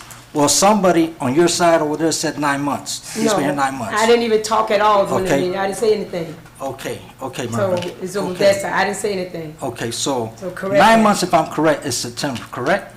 Which we're on now, the 9th month. You just heard him clearly, 2022. So he had over a year to get projects done. There's no ands, ifs, or buts, or any questions about it. Okay, that's on that. And second thing is, you're saying when I was nodding my head, you called out my name for nodding my head, but when I respond to you, you didn't want me to respond, but yet you want to respond because I called out your name. See the difference? So respectfully, you said I was nodding my head because it wasn't true that you see me at City Hall, right? You said that in front of the public, and you said it on record. That's not what I was saying. Okay, I was but you saying- said, You addressing me, excuse me, I was saying that commissioners for clarity, have a chance to do for clarity, one-on-one. for That's what I said. for clarity, I cannot go into his office, okay? Because I'm always constantly being accused of what? Meddling with day-to-day operations. But yet I get called in, and Carlos is right there. I get called in for opinions how to do things in the city, which is not my job. I wasn't Okay, talking. thank you. To the public. The reason I do not go into his office is because, I don't know if you recall, a few meetings back, I got accused of taking his time. He couldn't get things done in the city. If y'all recall this, I'll find out which meeting it was, and I will post it up. I got accused of that. As of that day, I have not been to his office. As of that day, when he calls me for opinions, I said, I'm not going to give you answers to respond to because I'm not going to be accused of meddling with day-to-day operations. For clarity, that's why I do not have that connection that I thought we had to run the city, because I keep getting accused of doing things that I'm not doing. If you ask me for my opinion, I'm going to give you my opinion. He knows there was something going on with Barfield Highway. There were, Mr. Carlos, I think he was there. It was on the intercom, okay? You asked me if I wanted them to stop the project because the road wasn't wide enough, because I brought it to your attention, right? I brought it to your attention to find out what's going on. Was I right or wrong? It was wrong. The guys told you, yes, the width of the road was wrong. We had to redo it. We had to widen it back up. We had to widen it up. And according to the individual that was on the speakerphone, asked you if you want to stop the project, and we have to put another change of work order on it. And I told you, I'm not going to approve any change of work orders anymore because that was their fault. And you asked me, do you want me to stop it? I said, that's not my job. This lands on you. You should have been on that project from day one, making sure everything's right. And you don't do that. Okay, and it angers me that we have a city manager right here who's clearly irresponsible to run this city. How can we just let this happen? Everybody wants to talk about Chandler, this and that. Yeah, that's the past. You know, to me, it's the past. But yes, we should hold him accountable for the things that he had messed the city up with. Okay, and that was based on the old commission. But we're seeing the exact same thing before our face right here as basically newly elected officials. If we can do something about it, but it's the same old who's approving stuff to go on. So how are we going to handle this? How are we going to set this right when we're allowing the same thing to repeat itself? Come on, just think of your mind. Think clearly. We have to hold somebody accountable. A gentleman came up to the podium and said, everything starts with the commission. We have to hold the commission responsible, accountable. So if we're holding us accountable, who do we have to hold accountable? The one who works under us. But like he always says, commish, you're only one vote. Or commish, why are you siding with the white people? You're a man of color. Okay? Yes, you said that. So don't go there and say you never said that, okay? So here's the thing. For clarity, the man is not competent to run the city because he has his own personal agenda to run this city. And to me, it's embarrassing that we have an individual like this who's been here over a year and we don't have no projects completed up to this day, making clearly over $100,000 a year and nothing to show. And that's my problem there. Taxpayers' money and nothing to show. And we're still putting up with it, okay? And another thing is, I have a fanatic who's taking pictures where I go at. A fanatic taking pictures where I go at. Come on. And then saying that Ms. Perez and I are meeting up, discussing certain things with the city. Come on. I happen to On the like commission. chicken On wings the at Hook, commission. and I see you guys, I just go to get my chicken wings. I like Hook. Oh, yeah. I see you guys right there at South President's office. I guess, no, hey, don't interrupt me. Hold on. We're discussing business, but he can hear it from Hold on. in Watch the this. drive-thru because he likes chicken. Watch this. Hold on. please. Hey, I didn't interrupt you. Excuse me. I'm sorry. Okay, so here's the thing. According to Mr. Bowden, Ms. Perez and I are holding meetings Add in Regina to public, it, in too. the parking lot, Add Regina to in it. the parking lot, okay? In add plain Regina view, Bowden in to the it. parking lot. So this is, and he's talking about working together. He's not on this working together level. He's not. Because this is just most recent, 2 months ago. Recently, 2 months ago. Not only once, but 2 or 3 different times. Okay, so this is what we're talking about being united. You're doing snake stuff, shady stuff, being a little Debbie behind our backs, and with all these accusations. That's ridiculous. I'm a man. You see me talking to Miss, but be a man. Say, excuse me, may I join in your conversation? Don't go. You guys talk about in assuming. Don't go Perez's assuming. office while I'm at Hook getting chicken. It's none Don't of my go business. assuming. That's not what the IG report It's says. not your business why you reporting. You see us right there in public, pull over and ask what's going on. Don't go with your assumption, and then on top of that, you're spreading it around to other people. And then you're talking about they. Come on, practice what you preach. How often y'all meet up? Regina? How often? I'll entertain a motion. I could meet with Regina, I could go with Regina anywhere, with Johnny anywhere, Right, we gonna with go ahead Mervin and move on. anywhere. It's what you And make discuss. it so You bad. know the sunshine law? Make it so bad. Make it so bad. He said these pictures were more so recent. The only picture he Okay. has out there that were Regina and Sarah and I, it was like real late at night. I forgot what that meeting was about. This is way after Regina wasn't even part of the commission anymore. Yeah, I mean, I can't remember what it was. And he said everybody this sees happened you guys. about 2 months ago. Everybody That sees picture you was guys. from last year. Okay, I'll make a motion to ask for a motion for I adjourn, I adjournment. make the motion to adjourn. Can I get a second? Been moved and second. Roll call, Madam Who was Clerk. second? Adjourn. Commissioner Perez? Yes. Commissioner Gonzalez? Yes. Commissioner Bowden? Yes. Vice Mayor Mervin? Mayor Bab? Yes. Motion.